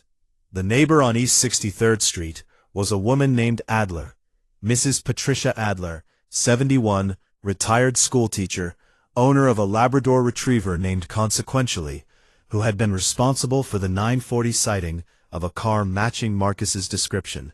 She lived in the brownstone directly across the street from the Hale house, and had the elevated perspective of a second-floor front window, and the observational habits of someone who has taught middle school for 35 years, and is therefore constitutionally incapable of not noticing things. She let me in, with the cautious curiosity of a woman who likes people, but has learned to assess them first, and offered me tea, which I accepted, and we sat in her front parlor with its view of the street, and I asked her about Tuesday night. I told the police about the young man's car, she said, pouring with precision. Dark green Subaru, parked at 941. I know the time, because Consequentially had just done his business, and I was ready to go back in. What else did you see? She looked at me over the teapot. They didn't ask what else. I'm asking. She set the teapot down with the satisfaction of a woman who has been waiting for the right question. There was another car, before the green Subaru, a dark blue sedan, I believe a Lexus. My late husband drove one for years, and I know the shape. It was parked on the opposite side of the street from 9:15 until, 10:05, something like that. Did you see who was in it? I saw someone get out, she said, at 9:40 or so. A man, tall, silver-haired, well-dressed. I could tell even at night from the way he carried his coat. He walked toward the Hale house, not briskly, but deliberately, and went up the front steps. You saw him go in? I saw him at the door. After that, I went to put Consequentially's leash away, and when I came back to the window, he was gone, and the car was still there. When did the car leave? About 10, she said, or just after. I noticed because I'd been watching. I was curious, you see, about whether the young man in the green car would go in. He never did. But the blue car left around 10, and then about 10 minutes later the young man left too. She picked up her tea. The silver-haired man didn't come out the front, or if he did, I missed it. I was in the kitchen for a bit. But the blue car left, so presumably he came out at some point. I drank my tea and looked across the street at the Hale house, its windows blank and curtained, and thought about a silver-haired man walking up the front steps of a locked house with a key that opened the front door, and a key that opened the study, and 12% of $36 million, and a telephone call overheard by a man reading in his car, who noticed a yellow parking garage sticker by the light of a New York street lamp. Mrs. Adler, I said, you have been remarkably helpful. I usually am, she said, when someone asks the right questions. I was back at the brownstone by 2 o'clock, which gave me an hour before Wolfe came down from the plant rooms, and 20 minutes more than I needed to write up my notes in the order he would want them. I laid it out on my desk like a map and looked at it. Dorian Selby had left the Hale house at 9:30. His car was in a parking garage on East 64th Street, a garage that issues yellow circular stickers. Between 9:32 and 9:40, he had driven 1 block and parked. At 9:40, he had walked back to the Hale house and let himself in with his key to the front door. He had gone upstairs to the study, using the 3rd key that he had carried for 7 years, and had found Reginald Hale in the middle of a situation that had become, in the space of 1 dinner, catastrophically uncontrollable. 3 family members had threatened exposure. The SEC was already looking. The arrangement that had been quietly making Selby a wealthy man on top of his professional fees was unwinding. He had killed Reginald Hale with the bronze horse statuette. He had locked the study from the outside with his key. He had gone to the hall cabinet, taken the spare key, used it to verify the door was secure, and replaced it, on the wrong side, because he did not know which side it lived on, because that was Mrs. Dowd's particular knowledge, and not his. He had gone downstairs and out through the front door, which he had not locked, because the situation had become something it had not been when he planned it, if he had planned it at all, which I was beginning to doubt. Some murders are planned. This one had the feeling of a man who had driven around the block for 10 minutes and made a decision that destroyed everything. He had walked back to his car on East 64th Street. He had sat in it, or driven, for over an hour and a half, possibly staring at the windshield with the particular blankness of a man who has just done something irreversible. He had gone home at 11:45 and gone about the business of being a man with nothing on his conscience, which is the hardest business there is when you have everything on your conscience. I heard the elevator at 3:04. I had the notes ready.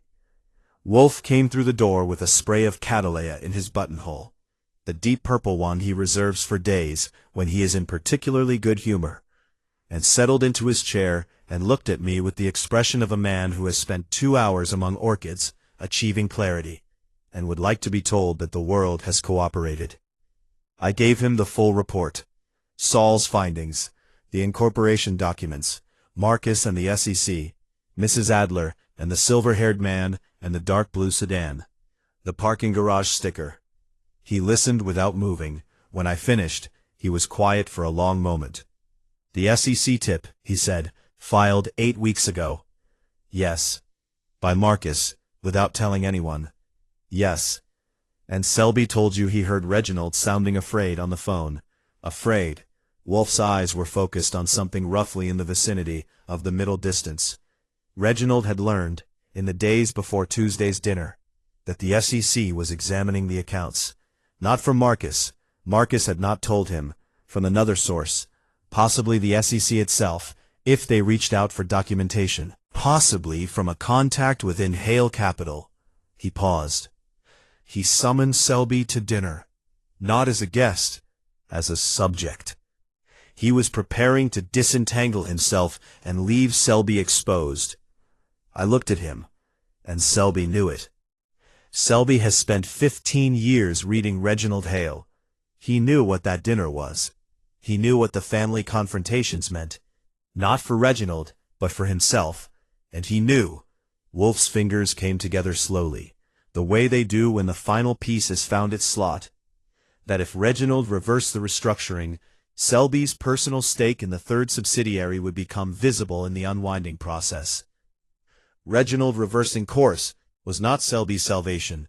It was his exposure. So Reginald had to stay committed to the accounts, I said, or die. And since Reginald was committed to neither dying nor remaining committed to the accounts, Wolfe said, Selby made the determination for him. He reached for his beer. He did not plan it, I think. He sat in his car for 10 minutes and felt the walls closing and made a catastrophic decision. The locked room was not a plan. It was a panicked improvisation by a man who is professionally accustomed to solving problems with documents and had found himself in a situation where documents were useless, which explains the key going back on the wrong side of the cabinet. Among other things, he drank. Tomorrow evening, Archie, I will need them all back here, and I will need Inspector Kramer, not invited, but available and within reach when I am ready for him. Tell him I have information concerning the Hale murder that will require his presence by 9 o'clock. He'll want to know more than that. He always does, Wolfe said, with the serenity of a man who has been declining to satisfy Kramer's curiosity for decades and intends to continue. Tell him what I said. He will come. He opened his book and then closed it again, which is unusual enough that I noted it. Archie, he said. Marcus Hale, the novel. What about it? When this is over, see that Inspector Kramer is aware of the SEC cooperation. It would be unfortunate if a young man who did the right thing at considerable personal cost found himself overlooked in the accounting. He opened the book again. That is all. I looked at him for a moment. He was already reading. You're a decent man, I said, when you're not being impossible. I am occasionally both simultaneously, he said, without looking up. It is one of my more versatile qualities. I went back to my desk and picked up the phone to call Kramer.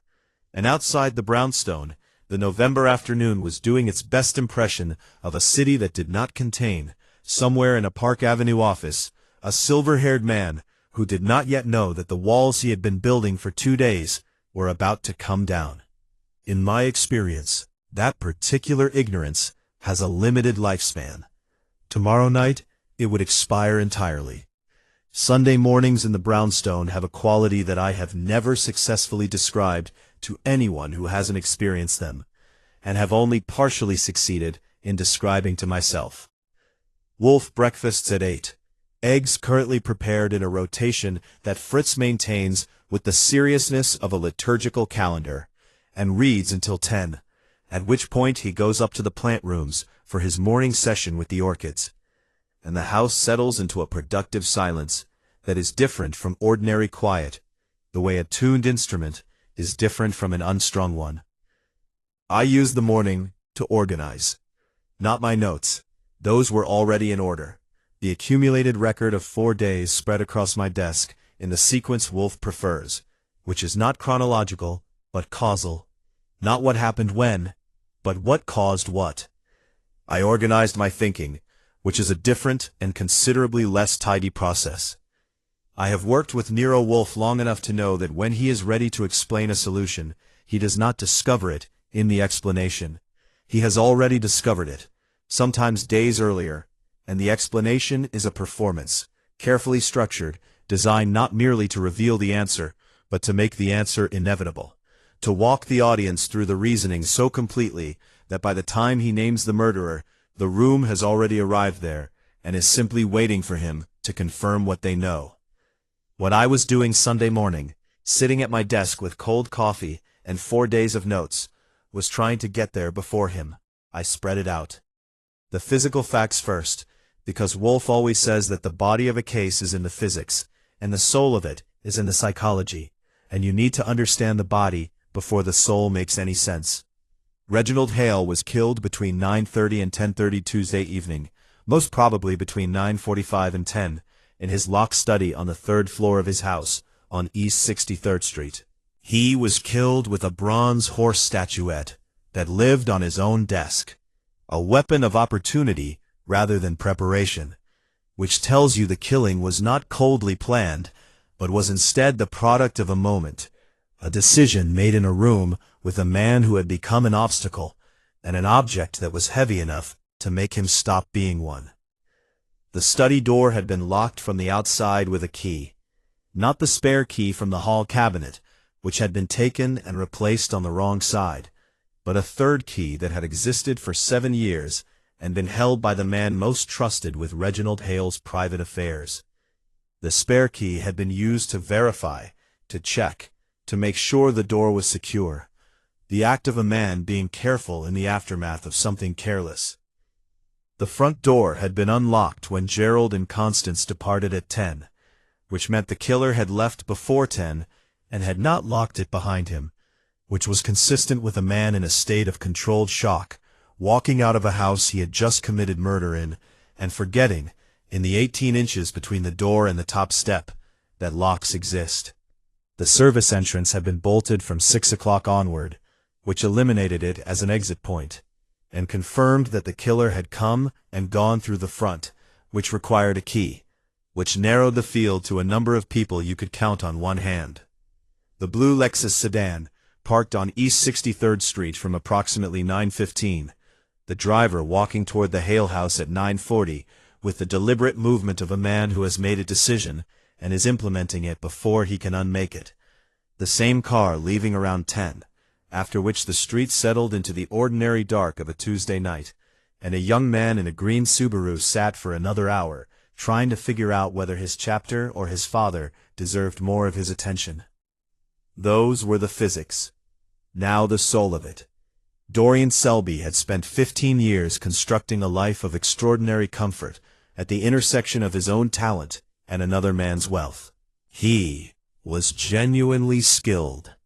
You do not manage the affairs of a man like Reginald Hale for 15 years without being genuinely skilled. But skill alone does not produce 12% of $30 million in a Cayman subsidiary. That requires access, trust, the particular intimacy of being the person who knows where everything is and what it means and what it would cost if it came to light. For 15 years, that position had been unassailable. Reginald Hale did not expose Dorian Selby because Dorian Selby was the person who knew where everything was, and in that world, the person who knows where everything is does not get exposed. They get protected. They are too useful and too dangerous to expose. But the SEC changes that calculus entirely. When a regulatory body begins examining your accounts, the value of being the person who knows where everything is inverts. Suddenly being that person means being the person the regulators want to talk to. And when the arrangement involves a beneficial interest registered in your own name, when you are not merely the administrator but the partner, there is no version of regulatory scrutiny that ends well for you. Reginald had known the SEC was looking. He had been afraid. Selby himself had said so. The single honest thing he told me in that Park Avenue office, offered with the confidence of a man who believes his own detail will be read as sympathy rather than intelligence. And Reginald, being afraid, had done what Reginald always did when afraid. He had begun to manage the situation, which in his case meant finding someone to be more exposed than himself. Selby was the obvious candidate. The family dinner on Tuesday had not been a quarterly ritual. It had been a controlled detonation.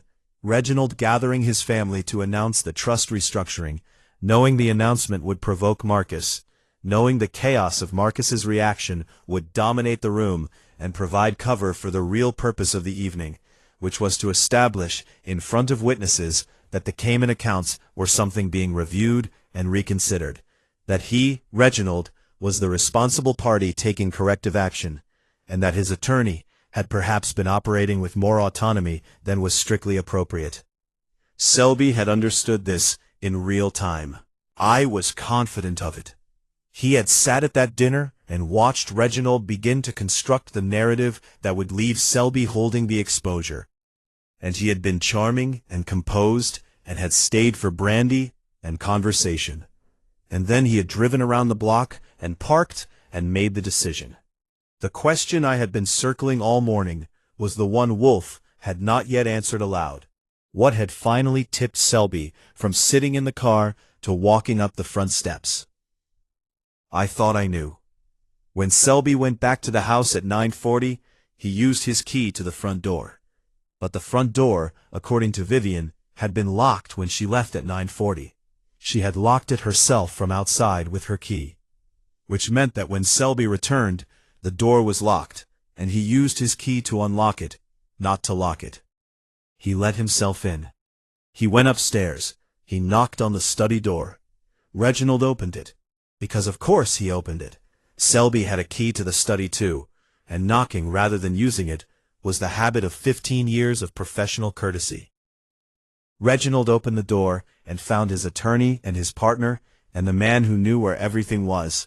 And something passed between them in that moment, recognition perhaps, of what the evening had been and what it meant. And then one of them reached for the bronze horse.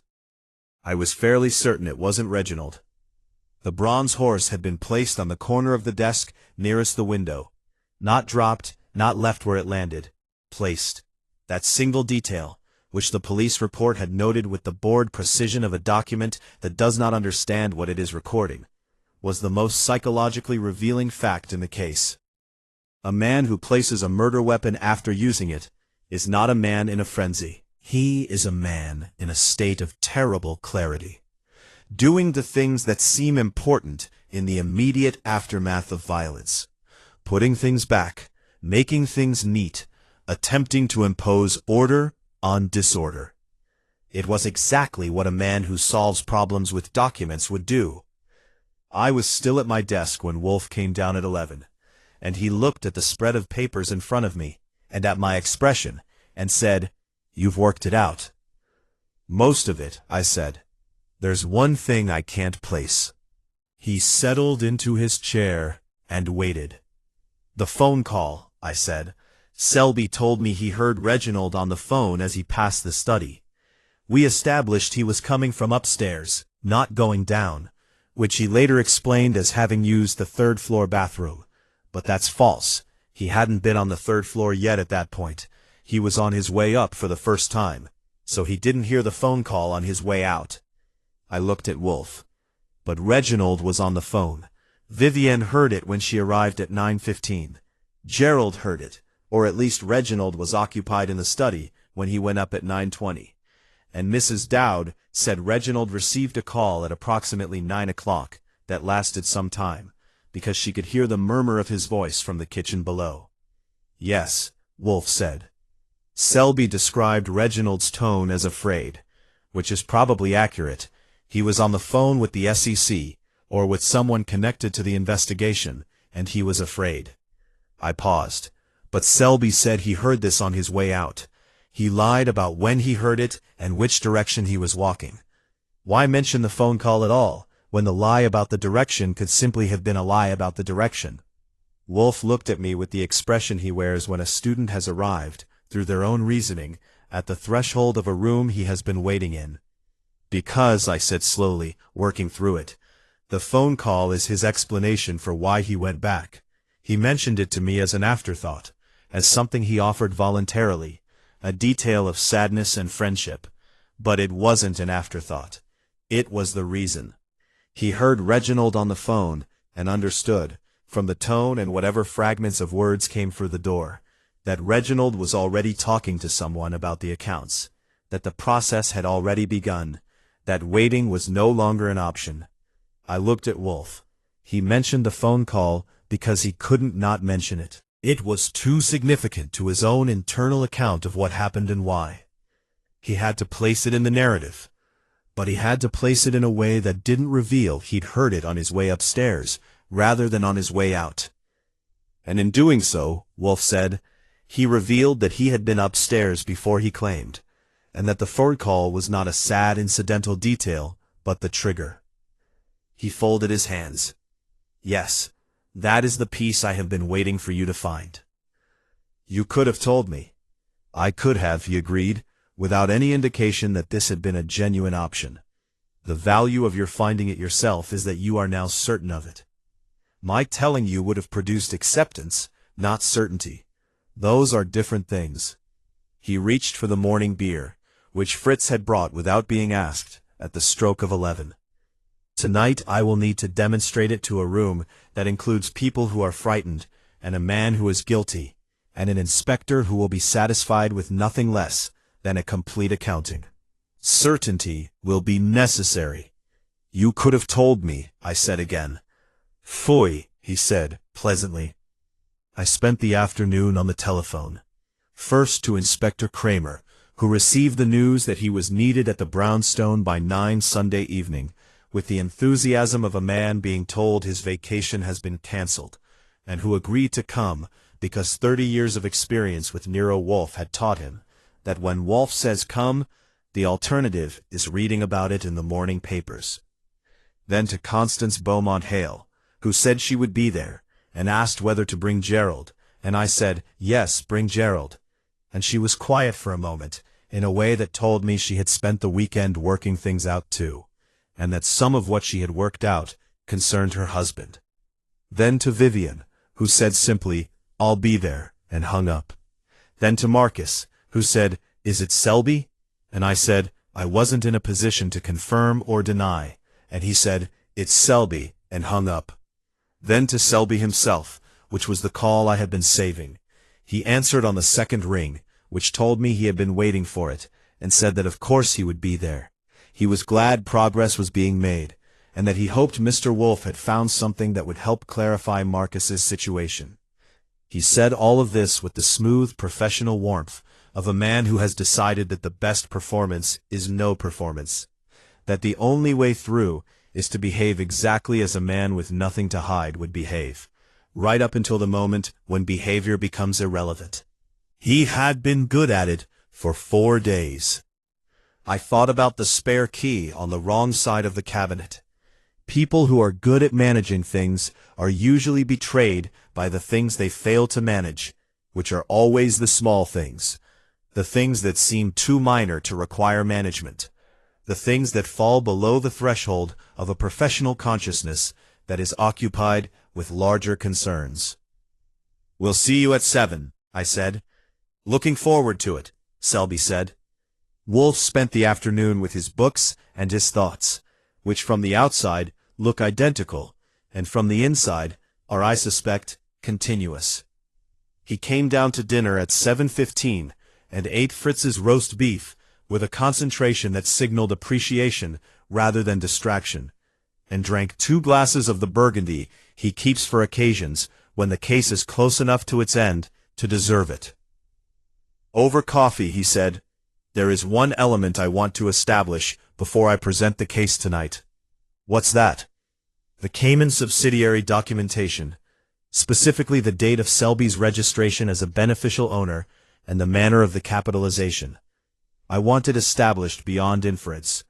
I want documentary confirmation that the $4 million of initial capital came from Hale Capital's operating accounts rather than from any personal investment by Selby. I have the incorporation documents. They show the amount and the source entity. I need a financial analyst to confirm that the source entity, Hale Meridian Partners, the parent, drew directly from Hale Capital's operating fund rather than from a segregated investment account. The distinction matters legally." He set down his coffee cup. "Fred Durkin has a contact at a forensic accounting firm. Have him make the call tonight. I need a verbal confirmation before 9, even if the written report follows tomorrow." I called Fred at 7:45. Fred called his contact. By 8:20, I had a verbal confirmation on my notepad.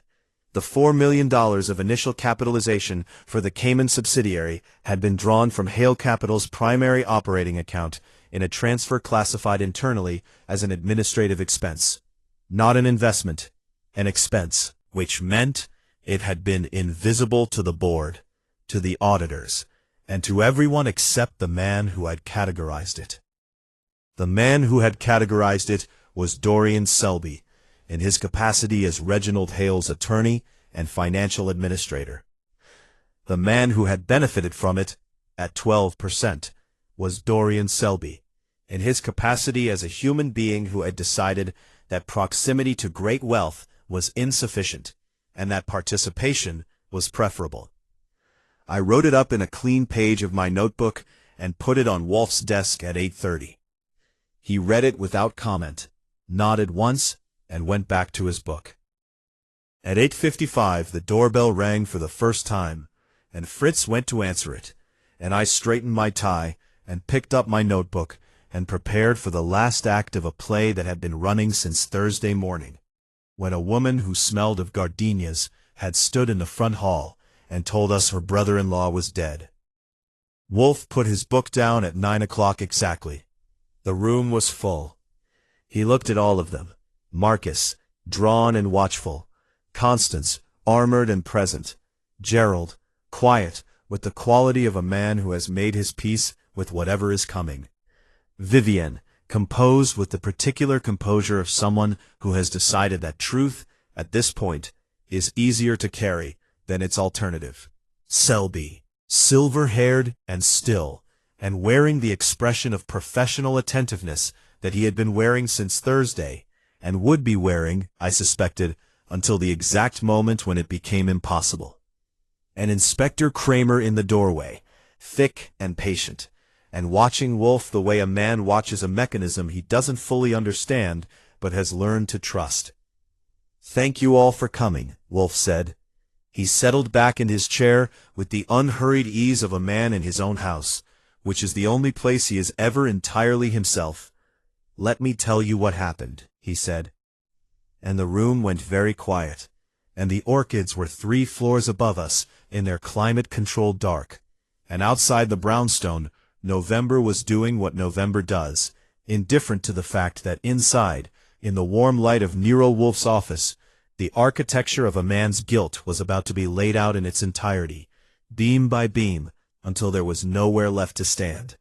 There is a technique that Wolfe employs in the final gathering that I have watched enough times to recognize, and not enough times to fully anticipate. He does not begin with the guilty party. He does not begin with the evidence. He begins with the story, the version of events that the room has collectively assembled and accepted, and he takes it apart piece by piece, not aggressively, but methodically, the way a careful man dismantles a structure he intends to rebuild differently. Each piece he removes creates a small instability. The instabilities accumulate, and somewhere in that accumulation, the guilty person makes a decision, whether to stay still and hope the structure holds, or to reach out and try to shore up the pieces that are falling. That reaching out is always the mistake. Wolfe looked at Barum with the settled patience of a man who has nowhere else to be and no particular hurry about being there, which is the most dangerous quality he possesses. "I will begin," he said, "with the locked room. Because the locked room is where this case began, in the sense that it was the first thing designed to mislead, and understanding what it was designed to do clarifies everything that followed." He picked up his beer, drank, and set it down. The study door was not locked from the inside. It was locked from the outside, with a key. This was confirmed by the position of the spare key in Mrs. Dowd's cabinet, replaced on the wrong side by someone who did not know which side it belonged on, and by the mechanical impossibility of opening a thumb-turn deadbolt from outside with a key while the thumb turn is engaged. Mrs. Dowd used the spare key and got in. Therefore the door was locked from outside. The locked room was not a locked room at all, but the appearance of one, constructed by someone who had access to a key and approximately 45 seconds of clear thinking in the aftermath of an act that had consumed the rest of their clarity. He paused. The locked room was not a plan, the reflex of a man who manages things, and who, in the worst moment of his life, defaulted to management. Selby was looking at Wolfe with the expression of professional attentiveness. Nothing in it had changed. I was watching him the way Wolfe had taught me to watch people in these rooms, not at their faces, which are managed, but at their hands, their shoulders, the small geography of their posture, where the truth leaks out when the face has been locked up tight. His left hand, resting on his knee, had become very slightly more still. When a person who has been naturally still becomes more deliberately still, it means they have noticed something and are suppressing the response to it. It is the stillness of effort rather than ease. I noted it and said nothing. "The front door deadbolt," Wolfe continued, "presents a more interesting problem. It was engaged by 9:35, as confirmed by Mrs. Dowd. Vivian Beaumont Hale locked it from outside with her key at 9:40 when she departed. Gerald Beaumont Hale found it unlocked when he and Constance left at 10, which means that between 9:40 and 10 o'clock, someone with a key to the front door entered the house and left it unlocked on their departure. He looked around the room with the unhurried thoroughness of a searchlight. Several people in this room had keys to the front door: Mrs. Dowd, Vivian Beaumont Hale, and one other person whose key I will come to. Marcus was watching Selby. He wasn't being subtle about it. I considered telling him with my eyes to stop, and then decided it didn't matter. Selby knew he was being watched. The question was whether he would do anything about it. "The timeline," Wolfe said, as I have reconstructed it, is as follows.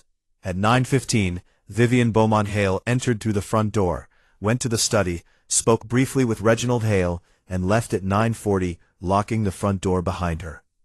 At 9:20, Gerald Beaumont Hale went upstairs to the study. He had arrived earlier, but had waited, listening to the house. Spoke with Reginald, was dismissed, and returned to the sitting room. At 9:30, Dorian Selby departed through the front door, which was at that point either unlocked or had been relocked by Reginald after Vivian's arrival. He drove to a parking garage 1 block east. He stopped. The room waited. Selby's left hand moved. A small adjustment, a fraction of an inch. The kind of movement that is not movement, but the suppression of movement. a man catching himself before he reaches for something. "Mr. Selby," Wolfe said, without any change in tone, "what is the name of the parking garage on East 64th Street where you left your car Tuesday evening?" The question arrived so casually, so completely without preparation, that it took a full 2 seconds for the room to understand what had happened. Selby looked at Wolfe. "I beg your pardon," he said. "The parking garage on East 64th Street," Wolfe said, "1 block from the Hale house, where your car was found Wednesday morning. What is its name?" The pause lasted 3 seconds. I counted. "I don't recall the specific name," Selby said. "I use several garages in that neighborhood." "You use several garages," Wolfe repeated pleasantly. "But you recall which neighborhood?" Another pause, shorter, because Selby understood now that pauses were being counted. "I parked somewhere in the vicinity," he said. "Yes, I had a dinner engagement nearby." "With whom?" "A client, a personal matter." "The name of the client?" Selby's expression did not change, but the quality of it changed, the way the surface of water changes when something large moves beneath it. "I'd prefer not to involve a client in this," he said. "It has no bearing."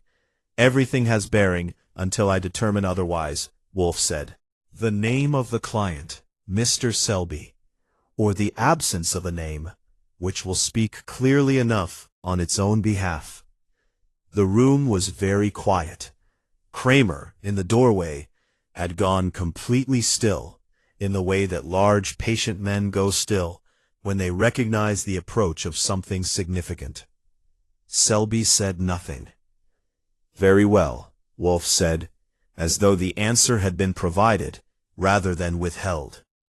"Your car was in that garage from approximately 9:35, when you drove there from the Hale house, until sometime after 10, when you drove, or were driven, home, arriving at your building at 11:45. During the interval between 9:35 and 10, you were in the vicinity of East 63rd and 64th Streets.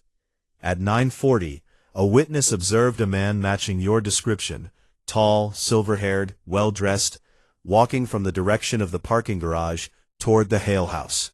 She observed him ascending the front steps." He paused. "She did not observe him descending, but his car departed at approximately 10, as she noted, and Gerald and Constance Beaumont Hale departed the house at 10 to find the front door unlocked." Selby had become very still, in a way that was no longer the stillness of management. It was the stillness of a man who has used up his available options, and is standing in the space that remains. "I went back," he said quietly. The room took a breath. "I went back to the house," he said. "I was concerned about Reginald. The evening had been, the family confrontations had been severe, and I was worried about his state of mind. I let myself in with my key. I went upstairs. I knocked on the study door." He stopped. He didn't answer. I assumed he didn't want to be disturbed. I left. "You knocked," Wolfe said, "and received no answer." "Yes." "And so you left?" "Yes." "Through the front door, which you did not lock behind you." A pause. I was preoccupied. Wolfe nodded slowly, as though this were the most reasonable thing he had heard all evening. "And the key to the study, the third key, which Reginald gave you 7 years ago, when the medico lock was installed. You had it with you Tuesday evening." It was not a question. Selby heard that, and something in his face registered the distinction. "I carry it habitually," he said. "Yes." "Did you use it Tuesday evening?" "No." "You went to the study door, knocked, received no answer, and left, without using the key you habitually carry, and which would have allowed you to verify whether Reginald was inside, whether he had collapsed, whether the welfare concern that had brought you back to the house was justified or unfounded." The logic sat in the room like a piece of furniture that had been moved into the center and couldn't be walked around. Selby said nothing. "Mr. Selby," Wolfe said, leaning forward very slightly, the first physical movement he had made since the gathering began. "You told Archie that as you left the house at 9:30, you passed the study and heard Reginald on the telephone sounding afraid. You offered this as a detail of friendship, the sad observation of a man worried about his oldest client. But you were not passing the study on your way out. You were ascending toward it.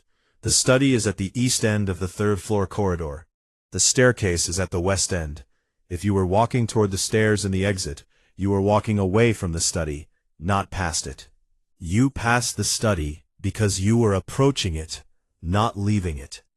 You heard the phone call, Reginald's voice, afraid, conducting a conversation you understood immediately, because you arrived at the study door and stood outside it and listened. He paused, and what you heard confirmed what you had been dreading since the dinner began. Reginald was already in conversation with the examination. The accounts were already compromised. Reversing the restructuring, which 3 members of his family had demanded, and which he was clearly prepared to do, would not save you, it would expose you. And so you went back downstairs, and you sat in your car, and you drove around the block, and you made a decision. Selby's left hand had stopped moving entirely. "That is inference," he said. His voice was still level. It was a remarkable performance. "It is," Wolfe agreed. "Let me give you something less inferential. The spare key to the study, the one in the hall cabinet, was replaced on the wrong side after your visit. Mrs. Dowd keeps it on the left. It was on the right when she retrieved it Tuesday night. You took it, used it to check the door was properly secured, and replaced it without knowing which side it belonged on. Because that particular knowledge is Mrs. Dowd's and not yours." He looked at Selby steadily. "You have been in that house hundreds of times over 15 years, and you have never had occasion to take that key, and therefore you did not know how it was kept. Small knowledge, irreplaceable knowledge. Someone else used that key," Selby said. "Who?" A pause. "I don't know. That's precisely the point. There were several people in that house." "Each of whom has accounted for their movements," Wolfe said. "Vivienne entered through the front and left through the front. Gerald went to the study at 9:20, was dismissed, and returned to the sitting room. Neither of them used the spare key. Both were in the study by Reginald's invitation. The door opened from inside, and both left while Reginald was alive, and the door unlocked behind them." He paused. "The spare key was used by someone who needed to verify the door was locked from outside. Someone who had already locked it from outside with their own key and wished to be certain. Someone who replaced it on the wrong side because they did not know which side was correct." He turned to Mrs. Dowd, who had been sitting in her chair with the rigid composure of a woman watching something she had suspected, confirmed in real time. "Mrs. Dowd," he said gently, "when you placed the spare key in the cabinet, at what time was that, and where precisely did you put it?" "I put it back after the police had finished with it," she said carefully. "Wednesday morning. On the left side of the cabinet, as always.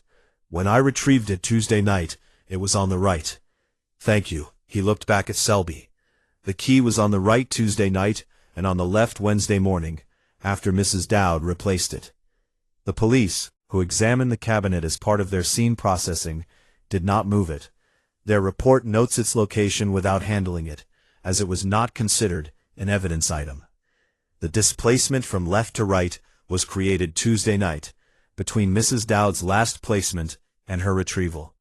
Selby was looking at the floor now, not in defeat, not yet, but in the posture of a man examining the ground in front of him and finding it no longer solid. "I want to discuss," Wolfe said, and his voice shifted register very slightly, from the methodical to the direct. "The capitalization of Hale Meridian Partners, third subsidiary. $4 million drawn from Hale Capital's primary operating account, classified as an administrative expense 4 years ago, categorized by you in your capacity as financial administrator, generating a current asset value of approximately $30 million, of which you hold 12% as a registered beneficial owner." He looked at Selby. "Not as an attorney, as an owner." Your name on the documents, your interest in the returns, your liability in the exposure. Selby said nothing. Reginald Hale was preparing to reverse the restructuring, Wolfe said. The SEC examination was already underway. The reversal process would require an accounting of the subsidiary's history. How it was capitalized, by whom, for whose benefit. Your beneficial interest would surface. Your categorization of the initial transfer as an administrative expense would surface. Your position would be not merely professionally untenable, but criminally exposed. He let that sit. Reginald's reversal was not your salvation. It was your destruction. He had spent 15 years protecting you because protecting you served his interests. The moment his interests shifted, so did your protection. And on Tuesday evening, sitting outside his house in your car, you understood that the shift had happened. The room was very quiet. Vivian was looking at her hands. Marcus was looking at Selby with an expression that was not satisfaction, but something older and less comfortable.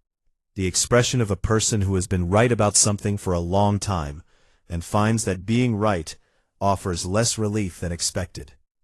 Gerald was looking at Constance, who was looking at Wolfe, with the focused attention of a woman watching a debt being paid.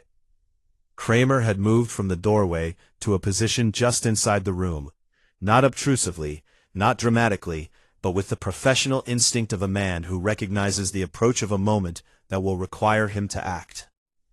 Mr. Selby, Wolfe said, I will ask you directly. Did you return to Reginald Hale's study Tuesday evening after 9:40, having gained entry through the front door with your key? And did you kill him with the bronze statuette that stood on his desk? The silence lasted a long time. During it, several things happened that I noted with the detail of a man whose job is to notice things. Selby's left hand, which had been still for several minutes, moved to the arm of his chair and gripped it.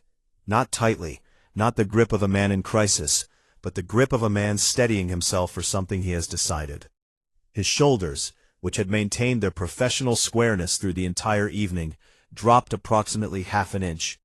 His eyes, which had been moving between Wolfe and the floor, settled on a point between them, and stayed there.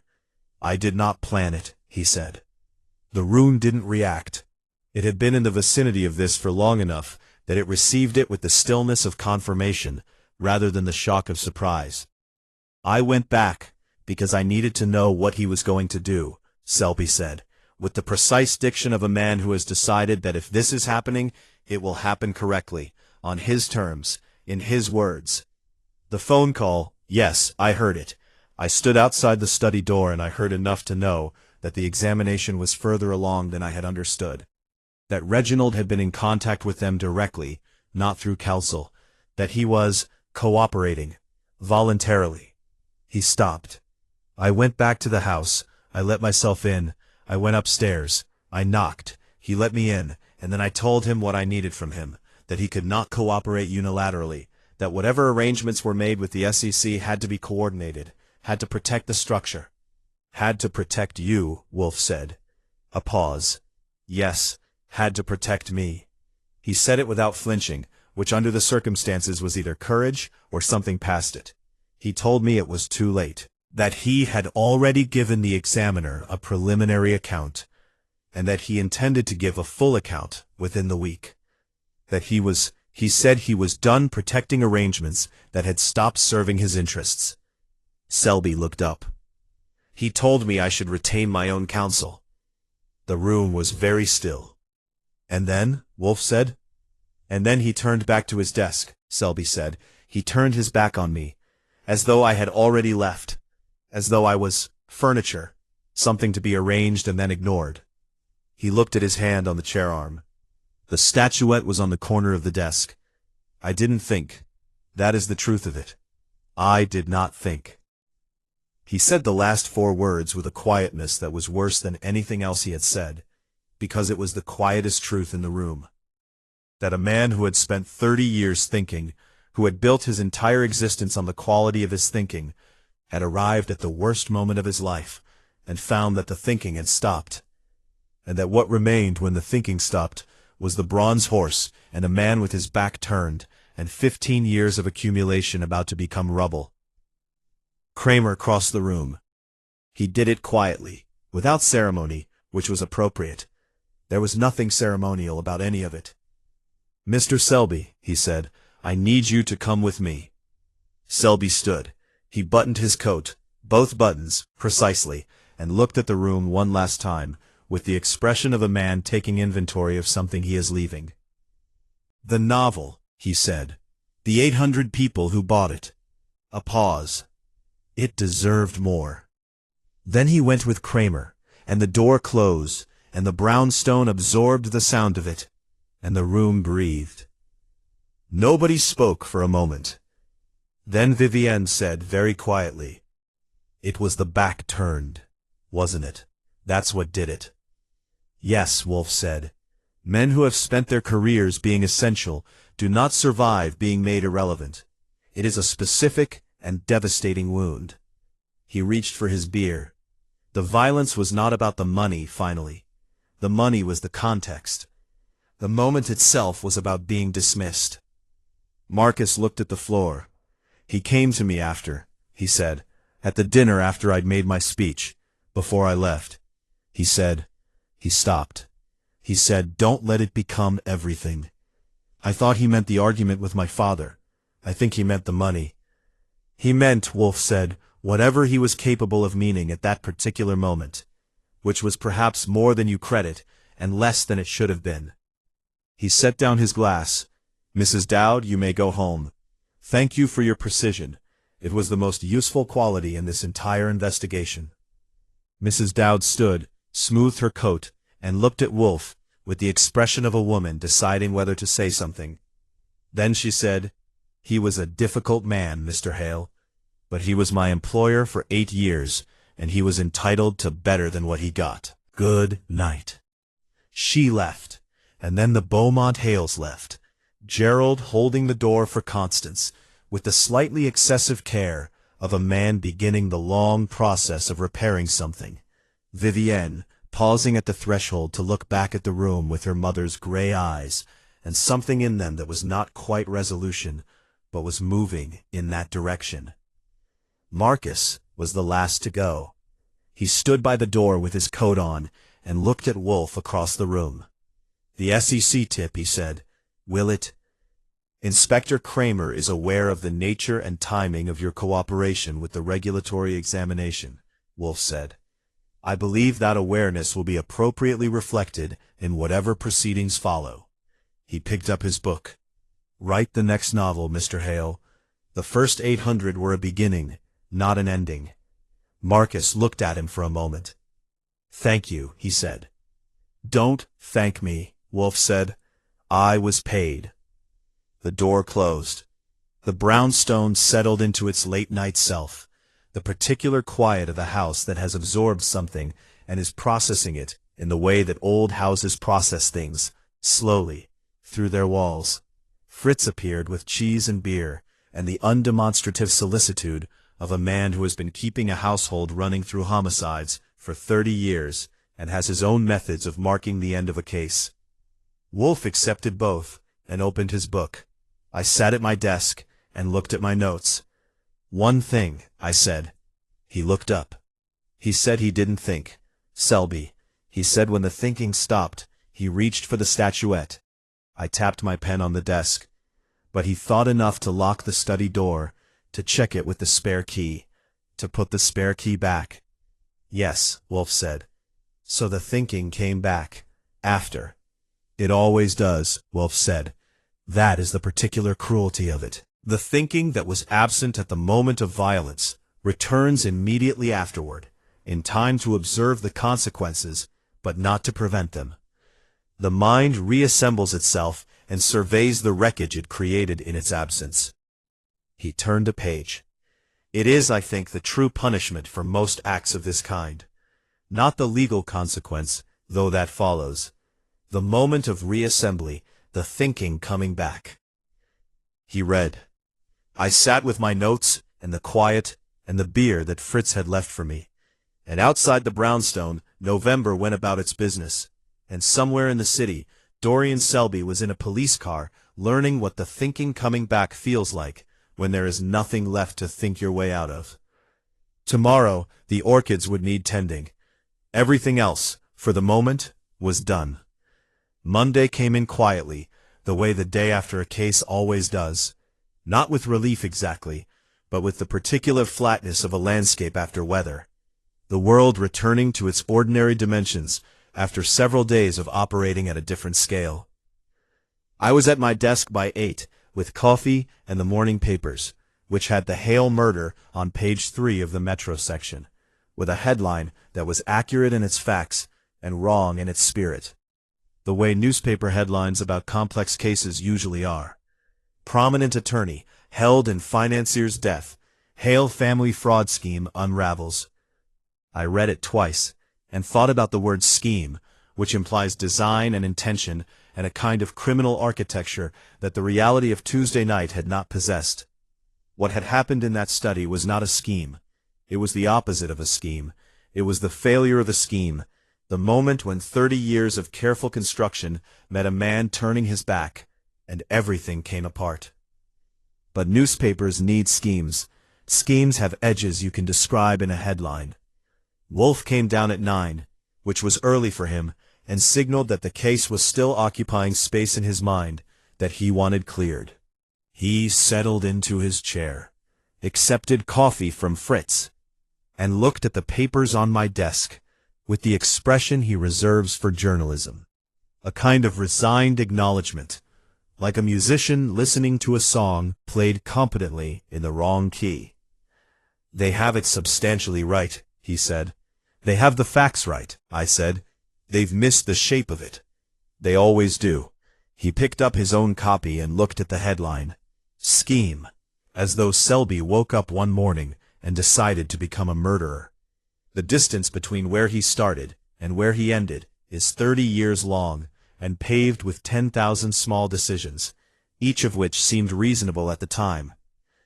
He put the paper down. "That is never the story newspapers tell. It's not a story that fits in a headline." "No," he agreed. "Fitting in a headline requires a villain." Selby was not a villain. He was a capable man who spent 3 decades in proximity to great wealth, and eventually convinced himself that proximity was a form of entitlement. That is a common failure.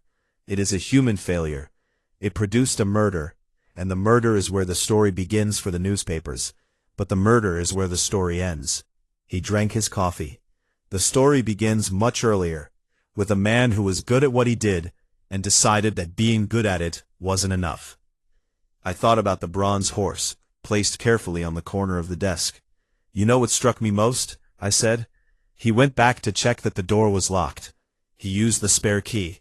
He put it back on the wrong side. Yes, and that turned out to be decisive. But the act itself, the going back to check, the making sure, that was the professional instinct reasserting itself. He'd just committed a murder, and his first thought was to verify the procedure. It is both his most revealing act and his most human one," Wolfe said. "Under sufficient shock, people revert to their deepest habits. Selby's deepest habit was verification, making certain, dotting the last I on the document. I suspect he spent the 2 hours between 10 o'clock and 11:45 in that parking garage, or nearby, going over the procedure in his mind, checking it, looking for the error." He paused. "He found one, I imagine. He knew about the key. He simply couldn't go back to correct it. Because Mrs. Dowd was already up there." "Because it was already too late," Wolfe said. "There is always a point past which correction is impossible." He had passed it. Fritz announced breakfast, and the conversation ended, and Wolfe went to the dining room and applied himself to shirred eggs, with the concentration of a man who considers the transition from a solved case to a normal morning a thing worth marking with proper food. I stayed at my desk and finished my coffee, and thought about the people in the case, which is what I always do in the morning after. Not about the solution, which belongs to Wolfe, but about the people, which are what I actually see. The proceedings, when they assembled themselves over the following weeks, had the shape of things that are complex in their particulars, and simple in their architecture. Dorian Selby was charged with murder in the second degree, the absence of premeditation being, as his own new attorney argued, supported by the evidence of impulse, and with multiple counts of financial fraud relating to the Cayman subsidiary and the misclassification of the initial capitalization. The SEC examination, which had been underway for 11 weeks by the time of Reginald's death, expanded significantly upon Selby's arrest and the production of documents that Selby had apparently spent the previous year ensuring remained difficult to find. Marcus Hale's cooperation with the SEC examination was noted in the federal record, which was the only official noting that Wolfe had asked for, and the only one that would have any practical effect on Marcus's circumstances. The trust, as it turned out, was a secondary concern. Reginald's will, examined in probate, had been revised 14 months prior to include a provision that the principal would pass directly to Marcus upon Reginald's death without conditions, a revision that had never been communicated to Marcus, and that Reginald had apparently made in one of those private moments of paternal sentiment that men like Reginald occasionally have and never discuss. The quarterly trust restructuring announced at the dinner, Selby confirmed from custody, had been Reginald's opening position in a negotiation he had not expected Marcus to take seriously. Marcus, who had sat in a car on East 63rd Street for over an hour, trying to decide between his chapter and his father, received the news about the will with the expression of a person who has been told something that answers a question they are no longer sure they were asking. He called me on the Thursday after the arrest, which I noted because he had not previously been the type to call, and said, the novel he dismissed. He had a copy of it in his study. The police inventory listed it. A copy of my book, with pages marked. I didn't say anything, because there wasn't anything to say that wouldn't diminish it. I don't know what to do with that, Marcus said. You don't have to do anything with it, I said. Just know it. A pause. Is that Wolfe's advice, or yours? Mine, I said. Wolfe would tell you to write the next one. He already did. Then between the two of us, I said, you've got the complete picture. He was quiet for a moment, and then he said something that surprised me, which is not easy to do. Tell him the 800 was a beginning. He was right about that. The next one will be it'll be different. He received it without comment, which with Wolfe is the equivalent of being moved. Gerald Beaumont Hale spent 3 weeks in conversation with the SEC's examination team regarding his knowledge of and involvement in the Hale Meridian subsidiary structure. His position that he had been a non-voting, non-informed partner whose stake had been stripped of governance rights specifically to ensure his ignorance, was supported by the documentary record and by several members of the board, who confirmed that Gerald had been systematically excluded from the information channels through which the Meridian structure had been administered. He emerged from the examination with his stake intact, and his dignity approximately as he had carried it into the situation, which is to say quietly and without particular distinction in either direction. Constance, I suspected, would have more to say about that in private. Constance always had more to say about things in private, and the things she said were usually worth hearing. And Gerald was a man who had spent 20 years learning to listen to her, which was probably the primary reason they were still married. Vivian went back to her art consultancy in Chelsea and declined 2 interview requests from a financial publication that wanted her perspective on the Hale Meridian exposure. She sent me a note on the Monday after the arrest, on plain cream stationery, in handwriting that looked like her mother's, which said, "Thank the man for not letting me sit in that room alone with what I knew. It would have been heavier." I showed it to Wolfe. He read it and looked at it for a moment, and then said, "She would have managed. She is her mother's daughter." Is that a compliment? From me, he said, observations about capability are always compliments. I don't pay the other kind.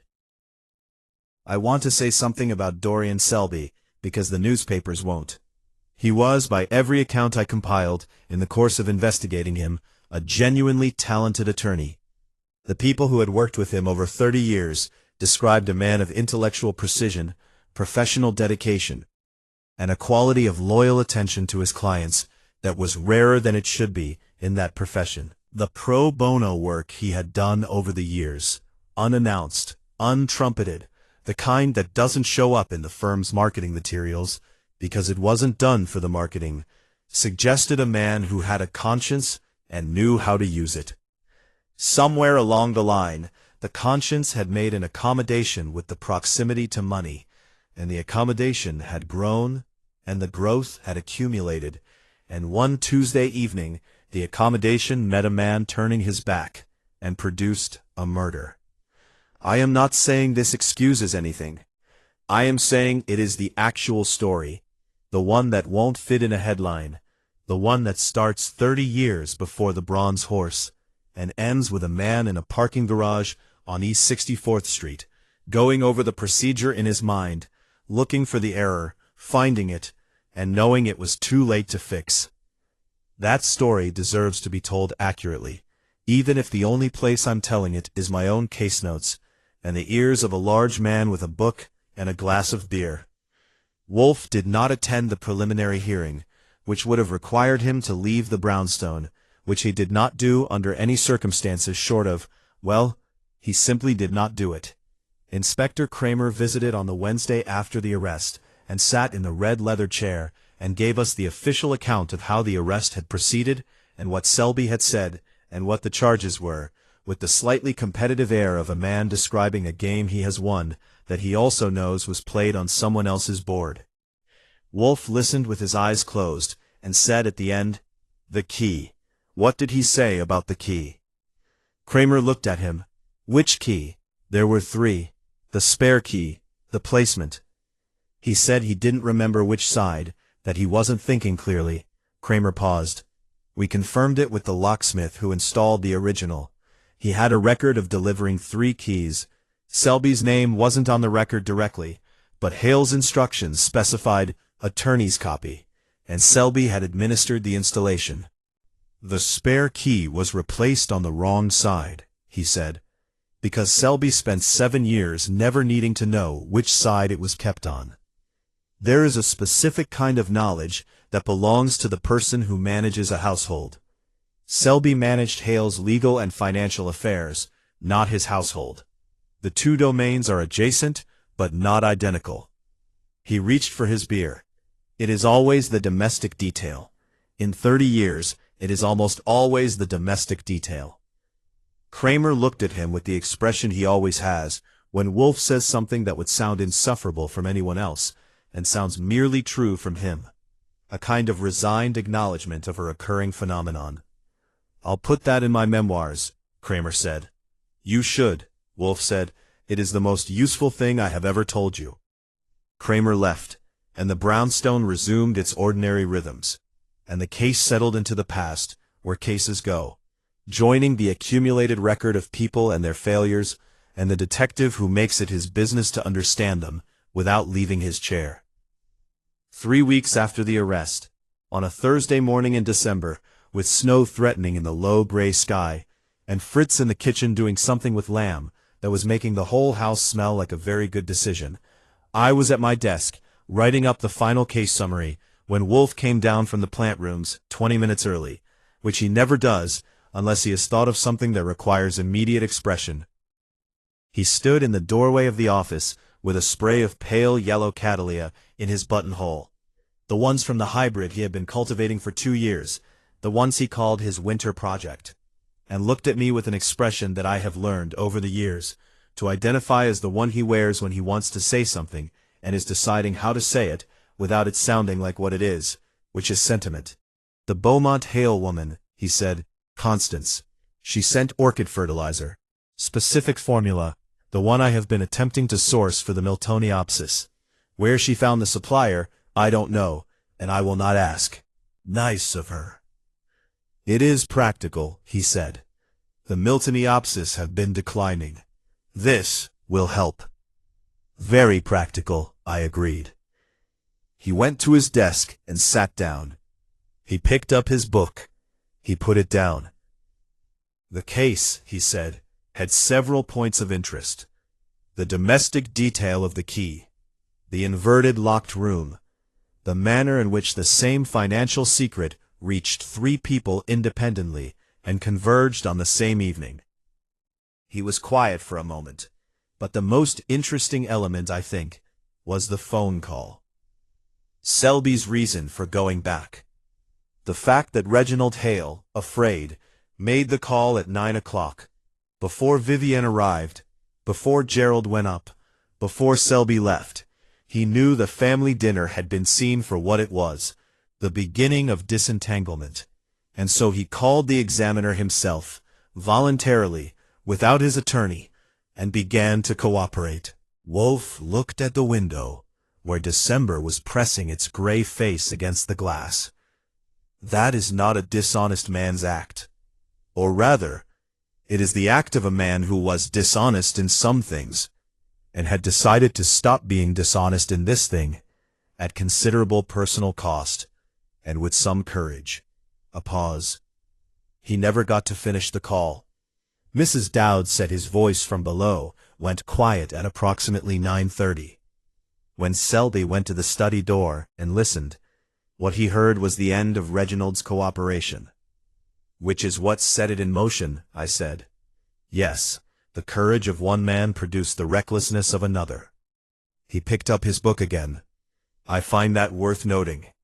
He read. I finished the case summary and put it in the file, and labeled it in the particular shorthand I use, which no one can read except me, and which I have been using for 15 years, and have no intention of changing. I wrote, Hale R. Selby D. Orchid room, key wrong side, phone call, bronze horse, not a scheme. A falling. Then I put the file in the cabinet, and closed the drawer and looked at the window, where the first snow of December was beginning. Tentative and then committed, covering West 35th Street, in the patient white that the city gets a few times a year, and that makes everything look, for a few hours, like something other than what it is. Upstairs the orchids were in their climate-controlled permanence, indifferent to seasons, tended with the obsessive care of a large man who prefers plants to people, because plants are honest about what they need, and don't lie about their alibis. Wolfe went first, with the deliberate progress of a man navigating between his desk and his dining room, with the satisfaction of a completed thing. I followed, and closed the office door behind me, and the case was over. There is a thing I have noticed, in the years of working these cases, that I have never said to Wolfe, because he would find it imprecise, and I cannot make it precise. The cases that stay with you are not always the most complex ones. They are the ones where the human distance between the beginning and the ending is the greatest, where you can see clearly the point at which a different decision would have produced a different life for everyone involved. Reginald Hale made a call at 9 o'clock on a Tuesday evening. It was a good call, in the moral sense. The right thing, done finally, at some cost. It was also the thing that killed him. Not because doing the right thing is fatal, but because the wrong person was listening at the door. Marcus Hale sat in a car for over an hour, and decided his chapter was more important than his argument, and lived, and has a trust fund, and a copy of his book, with pages marked by a man who never told him he'd read it. Dorian Selby drove around a block for 10 minutes, and made the other kind of decision, the irreversible kind, the kind you spend the rest of your life replaying at the point just before you made it, wondering what the thinking would have produced if it hadn't stopped. Vivienne knows something about her uncle that she has kept private, and will probably keep private, and I respect that, because some knowledge is a person's own. Gerald Beaumont Hale is learning to be in a room where information is shared, which is harder than it sounds for a man who has spent 20 years being managed out of rooms. And Constance Beaumont Hale sent orchid fertilizer to a detective who solved the case she brought him, which is not a thank you note, and is therefore exactly her style and exactly right. Nero Wolfe solved a murder without leaving his house, using the evidence of a key placed on the wrong side of a cabinet, and the logic of a man who believes that truth, properly examined, always contains its own demonstration. He is, in my long and sometimes exasperated experience, correct about that. He is correct about most things, which is simultaneously his greatest professional asset, and his most exhausting personal quality. And I have made my peace with both. The snow outside was serious now, committing fully to the business of covering the city in something clean and temporary, the way snow always does, offering the illusion of renewal, which is not the same as renewal, but which is not nothing either. I had lunch. It was excellent. The orchids, above us, bloomed in their particular and untranslatable way, keeping their confession, as they always do, entirely to themselves.